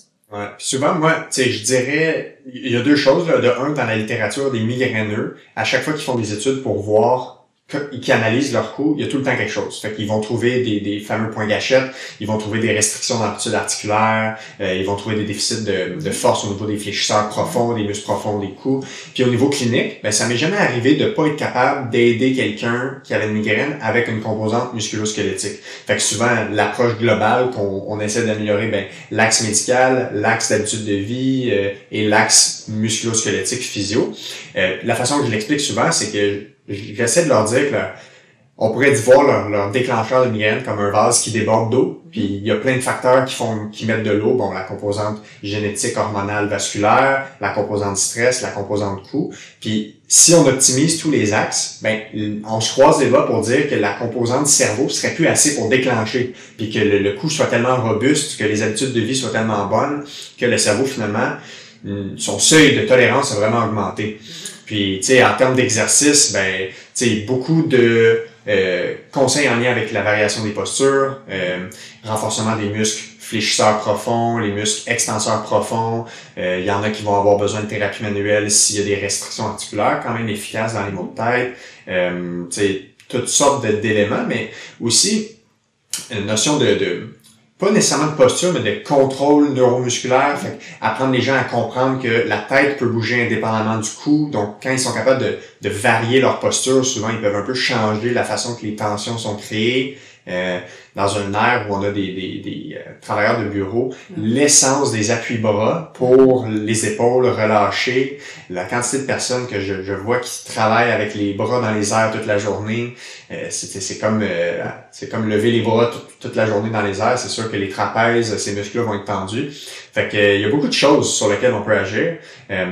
Puis au final, je pense que un des aspects importants, c'est de leur amener à comprendre qu'on travaille pour le long terme. De pas chercher une solution miracle, magique, une manipulation, craquer le cou qui va tout changer. Tu sais, vraiment, là, de leur amener à comprendre que ça, c'est des outils qui vont amener le cou à être robuste. Puis peut-être que selon leurs habitudes de vie, selon leur travail, ils ont peut-être besoin de travailler un peu plus longtemps pour que leur cou soit robuste. Et même des fois, il y en a qui ont besoin de maintien en termes d'exercice, qui doivent faire des exercices aux 2-3 jours pour s'assurer que leur cou reste solide puis qu'il reste robuste pour tolérer toutes les postures, tous les mouvements. C'est un peu le même que je l'explique avec les gens. Ouais, je suis contente de t'entendre dire ça parce que quand moi je présente ces alternatives-là, souvent les gens ont une pensée un peu magique de dire, tu sais, ils ont vu Karate Kid, là, puis ils se font, tu sais, il y a comme du craquage magique, là. Ouais. Mais, tu sais, puis aussi, bon, il y a les théories des chiro pour nous en neurologie sont un peu mystérieuses, mais ces notions de c'est mystérieuse pour moi aussi. Sont des notions de déplacement, de dire, je vais te replacer. Ouais. Et moi, pour moi, ça fait pas de sens, d'un point de vue scientifique. Absolument. Je dis pas qu'il y a pas de techniques qui peuvent aider un patient transitoire, mais je dis aux gens, regarde, t'as juste un coup, puis il va falloir t'en prendre soin. La sédentarité est un énorme problème, le travail sur les téléphones aussi, donc il va falloir affronter ça avec nos jeunes aussi, qui sont de plus en plus déconditionnés, de plus en plus sédentaires. Puis moi, je dis aux gens, mais ton plancher de cuisine, là, tu le laves pas une fois, puis à tout jamais. Il faut que tu le relaves encore après. Fait que c'est quelque chose vraiment dans le long terme. Puis aussi, c'est très important pour moi d'aller au-delà des douleurs, parce que les patients, souvent, ils vont dire, je peux pas parce que ça va me déclencher, je peux pas parce que ça va me faire mal. Une notion d'évitement. Ou je peux pas parce que je suis trop âgée ou parce que je suis obèse. Mais aucune de ces choses-là est vraie. Je veux dire, moi, j'ai des patientes de 77 ans qui ont fait de la physio puis qui se sont améliorées. Puis on a cette espèce de notion qu'après 40 ans, il n'y a plus rien à faire. Ouais. Mais c'est faux complètement. Et donc vraiment cette notion de long terme-là. Mais quand dans le long terme, je mets toujours la notion de regarde, c'est correct, tu vas avoir des phases où tu vas laisser faire, puis il y a des phases où tu vas réactiver. Alors c'est vraiment quelque chose que j'entretiens parce que la migraine aussi est au long terme. Absolument. Et puis on s'entend que je fais beaucoup de prévention aussi des accidents. Ouais. Donc j'essaie d'encourager les gens à être prudents. Bon, l'accident c'est un accident, mais tu sais, j'ai des patients, je leur ai dit là le vélo, le spinning penché sur ton vélo, la course à pied, j'ai des patients, j'ai dû leur dire, écoutez, la course, c'est peut-être pas idéal, il va falloir modérer parce qu'il y a beaucoup de chocs sur ta colonne. Donc, on essaie vraiment d'adapter l'exercice, puis en tout cas, c'est quelque chose dans lequel, bon, je peux vous dire qu'on m'a jamais appris ça, moi, en neurologie. Ça fait pas partie de notre formation, mais plus je le fais, puis plus je vois les bénéfices de l'exercice sur le sommeil, la santé mentale, donc je fais, mais encore là, toujours la même chose, ça ne m'empêchera pas de prescrire un anticorps à un migraineux, puis de voir que tout d'un coup, il va tellement mieux que là, il peut recommencer l'exercice. Ouais, absolument. Puis tu vois, quand je parle d'exercice physique avec les gens, il faut que ce soit quelque chose qu'ils aiment, parce que s'ils aiment ça, ils ont des chances de le maintenir sur le long terme. Puis quand on parle d'activités, tu sais, que ce soit plus modéré, intense ou des choses plus avec des impacts comme la course, souvent c'est une question de dosage, puis c'est une question de voir est-ce que le corps est préparé à tolérer ça. Parce qu'il y a beaucoup, tu sais, en lien surtout plus avec le membre inférieur, avec la course, là, souvent on a pensé que l'impact donnait accélérait l'arthrose au genou, que même l'arthrose dans le dos à cause de l'impact. Puis on voit avec les recherches récentes que au contraire, si c'est bien dosé, que c'est fait de façon intelligente, progressive, sur le long terme, sans blessure, les gens développent moins l'arthrose. Fait que la course devient même un facteur protecteur. Fait que souvent, ces gens-là, quand ils vont avoir cessé la course à cause qu'ils vont sentir que l'impact amène des douleurs au cou, par exemple, on fait une espèce de 2 pas de recul, puis après ça, on rebâtit un plan pour que les gens soient capables de le tolérer. Surtout si c'est important pour eux. Si c'est pas important pour eux, des fois, je leur dis, vous êtes pas obligé de courir si ça vous tente pas, mais ça peut être très super pour vous aussi, là. C'est ça. Faut y aller avec moi, j'ai des gens qui font de la course à pied, c'est leur passion. Puis, tu sais, c'est clair que c'est la meilleure façon d'essayer de suivre ta passion. Ouais. Mais des fois, il faut adapter un petit peu. Ouais, puis il y a beaucoup de, tu sais, les physios qui ont une expertise en course à pied vont être capables d'évaluer le patron de course, donner des recommandations. On sait qu'il y a des techniques de course qui augmentent les forces d'impact, puis il y a des techniques qui protègent les forces d'impact. Fait qu'on peut apprendre à mieux courir aussi pour modérer l'impact sur le corps ou que l'impact sur le corps soit plus dosé, plus bénéfique. Puis quand ça me fait penser aussi quand on parle d'entretien avec les patients, la notion d'entretien, moi la façon que je le vois puis je le présente aux patients, c'est de dire essayons d'entretenir les choses qui ont fait en sorte que tu as été bien. Donc c'est plus de maintenir les habitudes, les axes sur lesquels on a agi, gestion du stress, sommeil, versus des fois il y a une notion d'entretien comme si la colonne doit être tout le temps manuellement entretenue comme au garage. Puis là, on va se faire dire, faut aller chez le physio, chez le chiro, peu importe, aux 2 mois, aux 3 mois pour, entre guillemets, comme on parlait tantôt, replacer la colonne. Le parallèle, tu sais, avec les chiros, souvent, je sais que historiquement, c'était une théorie qui était beaucoup plus mise de l'avant, qui était encore mise de l'avant. Là, je pense que c'est 30%, les dernières fois que j'avais vérifié, c'est 30% des sites dans le monde de chiro qui parlent encore de la théorie des vertèbres déplacées. Mais les nouvelles générations, je crois, se distancent de cette théorie-là, pratiquent beaucoup plus comme des professionnels musculo-squelettiques. Donc, je pense que ça dépend aussi. Il y a des façons de savoir si on a choisi un bon professionnel, entre autres avec le type d'intervention, le type d'éducation, le programme d'exercice et tout ça. Mais effectivement, les vertèbres ne se déplacent pas comme ça. Fait qu'on n'a pas besoin de les replacer en tant que tel. Mais même si tu essaies de les replacer, en fait, il y a des études qui montrent que la force des muscles caractères spinaux est tellement puissante que tu peux pas, avec tes doux doigts, modifier ça. Exact. Parce que pour résister à la gravité et à la posture, ces muscles-là sont extrêmement forts. Oui. Alors, des fois, les gens sous-estiment ça. Mais c'est correct, tu sais, les humains, en fait, j'ai compris une chose dans ma pratique. C'était très important. Quand j'étais en médecine, on nous apprenait le modèle explicatif de la maladie. Puis à l'époque, comme étudiante, je me rappelle, on regardait ça un peu de haut en disant, ben oui, c'est du wash-wash psychosocial. Puis, tu sais, nous autres, on veut faire de la vraie médecine avec des gros traitements, là.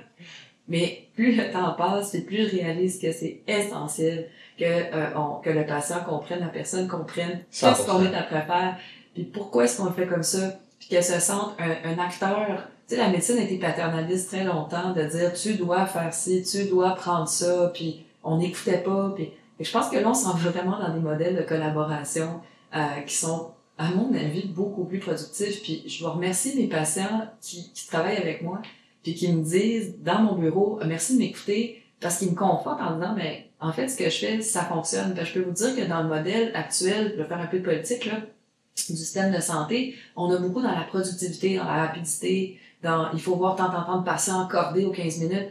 Mais je pense que les changements de fond de la santé d'un individu, c'est pas fait comme ça. Ça prend un petit peu de relations thérapeutiques, de compréhension, puis de ce qu'on appelle l'entrevue motivationnelle, c'est-à-dire d'aller influencer les habitudes de vie. Et ça ne se fait jamais en imposant du haut de ton trône de docteur en disant tu devrais perdre du poids. Ce qu'on appelle le fameux réflexe correcteur qui ne fait qu'augmenter la résistance d'une personne à vouloir changer. Exactement.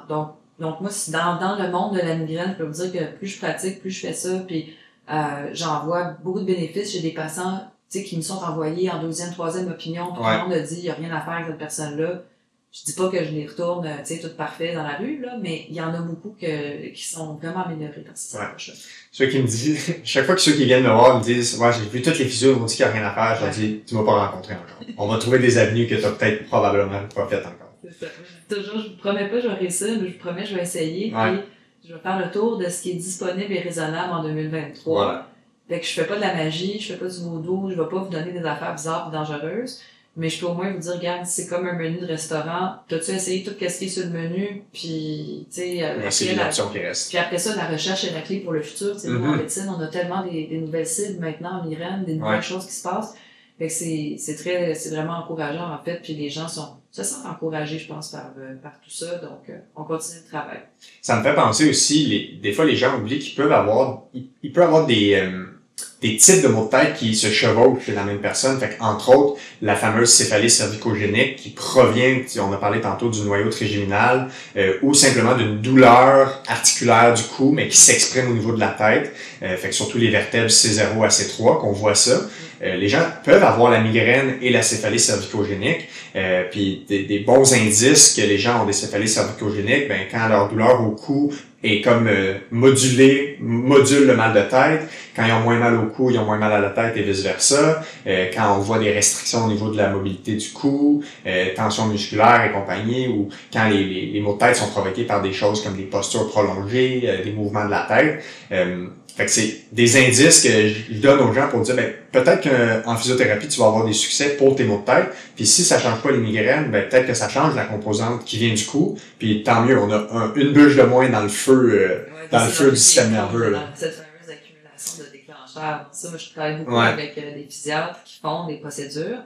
Mais il faut savoir encore là, tu parlais d'injection tantôt, là, on mentionnait ça. Ben, c'est sûr que, bon, première chose, toute injection peut mener une réponse placebo. Donc ça, c'est clair. Il peut avoir 30% quasiment. C'était 30%, à la minute où tu mets une aiguille dans quelqu'un, juste surtout si tu as beaucoup d'expiration. L'attente thérapeutique. L'attente thérapeutique. pour avoir une réponse. Donc ça, il faut juste toujours s'en rappeler. Ça veut pas dire que le placebo, c'est mauvais ou qu'on n'aime pas ça, mais il faut juste faire attention de ne pas surattribuer aux injections les bénéfices. Mais ensuite, ben, des fois, c'est cliniquement très difficile parce que de faire ce lien à cause de la relation bidirectionnelle. Mais il y a des patients où, effectivement, moi, je vais leur injecter soit de la cortisone, de la lidocaïne à la base du crâne. Donc, des fois, ça va être plutôt au niveau des insertions tendineuses. Des fois, je vais faire le bloc du nerf occipital. Donc là, je vais mettre de la lidocaïne où est-ce que le nerf passe pour geler l'arrière de la tête. Puis après, ben, des fois, je renvoie les patients en pédiatrie pour faire des blocs facétaires ou ce qu'on appelle des blocs de branche médiane ou des blocs du troisième nerf occipital pour adresser toutes ces fameuses racines, tu sais, C2, C3, puis ensuite, ben, les zones C0, C1, C2. Mais ça demande un physiatre d'expertise. Puis l'autre affaire, c'est que il faut faire attention aussi, des fois, les procédures, on va envoyer un patient, puis on va dire, ah ben là, c'est sûr que c'est ton coup, mais il faut faire attention parce que des fois, on peut faire un excès de procédure aussi. Puis moi, j'ai vu des patients, des fois, ils ont enduré plein de blocs facétaires qui faisaient pas grand-chose pour eux, finalement. Ouais. Puis c'est juste parce qu'ils se faisaient dire, c'est ton coup, c'est ton coup, c'est ton coup. Puis ils préféraient faire ça que rien faire. Absolument. Mais la clé, en fait, c'était pas là. La clé était dans un autre clé, un autre facteur, un autre élément de ce vase-là, tu sais, quand tu parlais des déclencheurs qui s'accumulent. Ouais. Alors, moi, des fois, j'ai vu des patients, la clé, ben, c'était dans la gestion de leurs émotions. C'était pas le coup, le problème. Donc, vraiment, cette approche-là, globale, est là. Mais oui, j'ai des patients, j'en vois en physiatrie, puis la seule chose qui les aide, c'est les blocs de branche médiane. Ouais. De façon spectaculaire, en fait, alors que ça fait 10 ans qu'ils ont vu tout le monde, qu'ils ont tout fait, qu'ils ont même fait de la physio, des fois. Mais l'enjeu, là, était la racine dorsale de C2, C3, puis il faut s'en occuper. Et des fois, l'injection ou ouais, que ce soit une injection ou autre, va agir comme une fenêtre thérapeutique pour optimiser d'autres choses. Fait que, par exemple, ils sont pas capables de s'impliquer dans un plan d'exercice, ils sont pas capables de retourner au gym, puis là, whoop, on a une fenêtre thérapeutique parce qu'il y a une injection qui a aidé, puis là, ils sont capables de faire les habitudes qui vont peut-être les amener à éventuellement ne plus avoir besoin de ces traitements-là. Fait qu'on peut aussi les utiliser, les voir comme une fenêtre thérapeutique pour optimiser le reste par la suite. Ben oui, parce que j'ai des patients qui reçoivent, par exemple, des aiguilles sèches. Donc ça, c'est une technique, encore là, pour les défaire les nœuds, les bandes serrées dans les fibres musculaires, qui est, je pense, bien démontré. Ouais, ben en physiothérapie, il y en a plusieurs qui les utilisent, là. Puis tu sais, les études, c'est quand même, ça dépend dans quelle région du corps sont étudiées, mais il y a des évidences que ça pourrait aider, surtout dans les syndromes de douleur myofasciale. Exactement. Moi, j'ai des patients qui reçoivent des aiguilles sèches, ça les aide. Puis après, ben moi, je fais du botox aussi. Donc, je fais du botox pour les migraines. Ouais. Le but n'étant pas de détendre les muscles, mais bien de calmer les fameux nerfs là, irrités par la soupe inflammatoire. Donc, le botox, ça empêche le nerf de relâcher les peptides inflammatoires. Mais j'ai des collègues, moi, je le fais pas, mais j'ai des collègues qui traitent les dystonies cervicales. Donc, ils font rebalancer l'équilibre du cou ou qui vont même injecter les pectoraux pour, quand ils travaillent les rhomboïdes en arrière, pour rétablir la posture. Ben, ils vont dire, regarde, je vais donner un coup de main, je vais injecter tes pecs pour les relâcher un petit peu, puis te permettre d'aller renforcer ta musculature de ta chaîne postérieure. Donc encore là, beaucoup de détails, tu sais, depuis, là on a fait le tour de tellement d'éléments, je pense que ça illustre bien l'importance d'avoir une vision globale, puis d'adresser les morceaux un par un au rythme du patient. Puis là, on n'a pas parlé des enjeux financiers, mais c'est sûr que les patients ont aussi des enjeux financiers pour l'accès à la physio, aux psychologues, aux ergothérapeutes. Et des fois, ben, faut sélectionner, faut prioriser et dire, ben là, on va, mais moi, souvent, je vais dire aux gens, regarde, pour les 3 ou 6 prochains mois, on va cibler cette approche-là, puis on va regarder est-ce que ça nous aide, mais on va aller vers l'autonomie. C'est-à-dire, je veux pas, moi, que tu fais 10 ans des traitements. Non, c'est ça, d'avoir des outils, là, pour l'autogestion. On veut apprendre l'autogestion, que ce soit de l'auto-hypnose, de la méditation, des techniques de respiration. Moi, j'ai des patients qui sont en psychothérapie, puis aucune offense aux psychologues, là, mais, qui sont en psychothérapie depuis des années, mais rien change, il n'y a pas de thérapie cognitivo-comportementale, c'est beaucoup de discussions, des fois c'est bien le support, mais j'essaie toujours d'aller vers l'optimisation de l'autonomie parce que financièrement, c'est très difficile de payer des traitements au long terme pour les patients. Ouais, je leur dis toujours à mes patients que le temps qu'on passe ensemble, essayons de te transférer le plus d'outils possible pour qu'après ça, tu n'aies plus besoin de moi, puis qu'au besoin, que tu me vois en consultation si des fois il y a des mises à jour de quoi que ce soit qui ont besoin d'être faites. Ou un petit coup de motivation. Ben oui, des fois, c'est ça, des fois je les vois puis ils disent, j'ai bien fait de venir te voir, tu sais. Puis j'ai même pas fait de, entre guillemets, traitement manuel ou peu importe, c'est juste, on a remis le plan en marche, on a dit, regarde, c'est ça qui t'a aidé dans le passé, là c'est une phase plus tough, on reprend ça, puis let's go, on est capable. Exactement. Il y a un dernier élément que je voudrais parler, là, la notion de sensibilisation centrale. les migraines sont dans les 10 pathologies qu'on considère étant le syndrome de sensibilisation centrale. Là-dedans, il y a entre autres les douleurs à l'articulation temporomandibulaire, les migraines sont là-dedans, syndrome des jambes sans repos, fibromyalgie, syndrome colon irritable, etc. Fait que c'est comme un spectre de conditions qui s'apparente à un système nerveux qui capote, entre guillemets, qui surchauffe ou peu importe. Fait que cette notion de prise en charge globale chez les gens qui ont des conditions multiples, je pense que c'est d'autant plus important quand on pense à l'approche holistique où il faut intervenir sur différents éléments parce que ce serait un non-sens de croire que il y a un seul facteur, par exemple nutritionnel, qui cause cette cascade de système nerveux complètement disjoncté, si on veut. En vois-tu souvent des gens qui ont ces migraines-là qui ont comorbidité de cette catégorie-là de sensibilisation centrale? Alors oui, j'en vois. Donc, quand je trace mes fameux portraits, et ces portraits-là, auxquels je faisais référence tantôt, ont été étudiés. Il y a une grosse étude qui a été faite où est-ce qu'ils ont pris une population de plusieurs milliers de migraineux, puis ont regardé comment ils se distribuaient selon leur profil de comorbidité. Et là, on a vu qu'il y avait des patients qui avaient aucune comorbidité, donc qui avaient juste la migraine. Il y en avait qui avaient toutes les comorbidités, alors là, super mal. Puis après, il y avait des sous-groupes. Donc, tu avais des gens qui avaient, par exemple, migraine et maladies respiratoires, migraine et maladies vasculaires, migraine et enjeux de santé mentale. Et il y en a là-dedans qui ont ce profil, alors où il y a fibromyalgie, colon irritable. Donc, ce qu'on pense en ce moment, il y a certaines théories qui sont des déficits, ce qu'on appelle les DNIC, les voies descendantes inhibitrices de la douleur. Et on pense que peut-être il y aurait une pathophysiologie commune. Il y avait des hypothèses dans le temps aussi sur des déficits en endocannabinoïdes là, qui ont été avancés. Je pense que là, en ce moment, c'est pas trop d'actualité, mais clairement, il y a une sous-catégorie de personnes qui regroupent tous ces enjeux-là, endométriose, beaucoup d'enjeux de douleur chronique.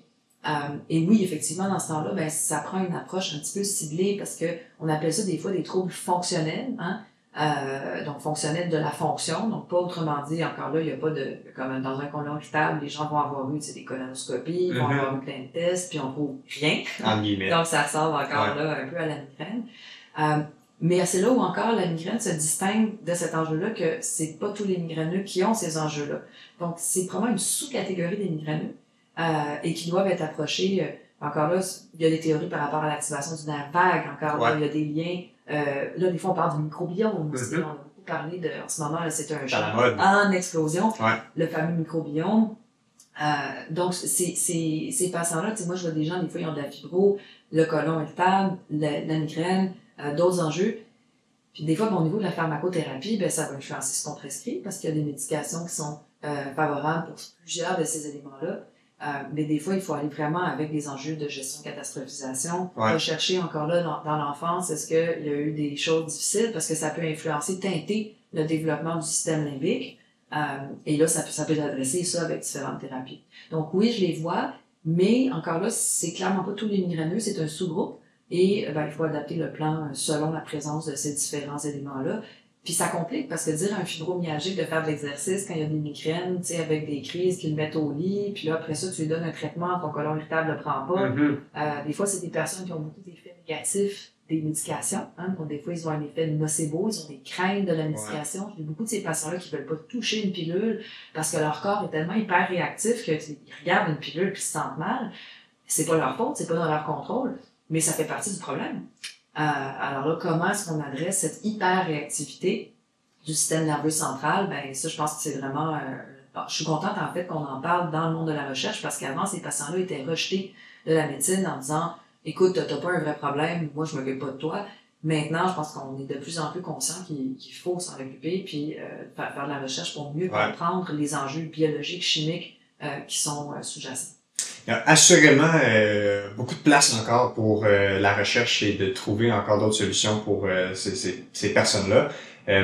En conclusion, ce serait quoi les messages clés que tu aimerais que les gens retiennent?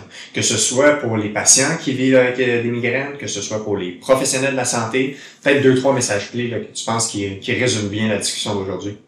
Pour la migraine, c'est clairement que c'est une maladie neurologique qui est très diverse, qui a un impact sous-estimé sur la population et pour laquelle il y a des solutions qui existent. Alors, c'est un message de légitimisation et d'espoir, puis d'empowerment, de donner le contrôle. Pour les professionnels de la santé, c'est un peu les mêmes messages, mais d'encourager vraiment cette approche holistique, cette collaboration. Je pense que là, on travaille trop en silo. Ça serait bien de commencer à travailler un petit peu plus ensemble.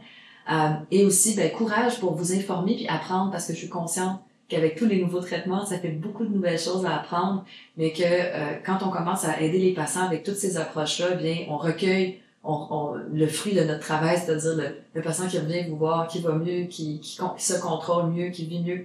Puis c'est le message que je passe aux gens, c'est si vous approchez ces patients-là avec ces approches-là, c'est là que vous allez voir des visages souriants dans votre bureau, puis vous sentir utile. Puis je pense que c'est ça qu'on voudrait tous. Puis peut-être on pourrait donner, il y a quelques ressources là qui existent, entre autres, tu as donné Migraine Canada, Migraine Québec. C'est où que les gens peuvent aller chercher de la bonne information en lien avec les migraines? Oui, ça c'est important parce qu'il y a quand même beaucoup de scraps sur Internet. Hein, effectivement. Je dis aux gens, dès que quelqu'un vous dit 95% de succès, cure, miracle, fuyez ça comme la peste, c'est faux. Je suis désolée de vous le dire. Donc, migrainequebec.org, migrainecanada.org. On a donc nos sites web, nos canaux YouTube. Migraine Québec est plus en français, puis Migraine Canada en anglais. On collabore, mais nous sommes des entités différentes. Et là, vous avez une quantité de webinaires, de podcasts, de librairies, de PDF, de pages web qui sont revues par des professionnels et qui sont fiables. Vous pouvez avoir aussi le calendrier canadien des migraines ou le Canadian Migraine Tracker. Donc, c'est une app qui est gratuite, iOS, Android, français, anglais, et qui est de mieux en mieux connue par les professionnels. Donc, ça peut vous aider à bien collaborer avec votre professionnel pour le suivi des migraines. En anglais, il y a le Migraine World Summit, qui est une entité qui fait des entrevues à haut niveau scientifique, mais il y a beaucoup de mes patients qui le suivent avec avidité, parce que là, c'est toute la recherche avancée de pointe. Donc, pour les curieux d'entre vous, les gens qui les scientifiques, les esprits cartésiens. Allez vers le Migraine World Summit. Et je vous encourage à vraiment suivre Migraine Québec au Québec, parce que c'est eux qui vont faire les actions concrètes auprès du gouvernement, entre autres, pour améliorer l'accès aux soins. Alors, c'est vraiment les ressources que je recommande. Puis vraiment, de ne pas vous faire avoir par des associations qui vous demandent de l'argent, qui sont aller vers les associations reconnues. Si je me trompe pas, tu as écrit un livre aussi pour le grand public. Oui, alors ça s'appelle La migraine au-delà du mal de tête. Malheureusement, l'édition papier est discontinuée, épuisée, oui. Il existe encore en livre PDF, là, en livre numérique. La version anglaise est Migraine More Than a Headache, et ça, je sais pas s'il y a encore des formats papier, mais il existe aussi en livre numérique. Le 90% du contenu est encore tout à fait approprié. Il manque les notions de révolution des anti-CGRP. Les dernières années. Les dernières années. C'est pour ça que le podcast est là, pour répondre à cette mise à jour. Exactement, c'est exactement ça. Super, écoute, merci énormément pour ton temps. Super belle discussion. Je pense que les gens vont avoir appris beaucoup. Moi, j'en ai appris aussi. Fait que voilà, merci encore pour ta présence, et au plaisir de se reparler dans le futur. Je te remercie de l'invitation. Salut.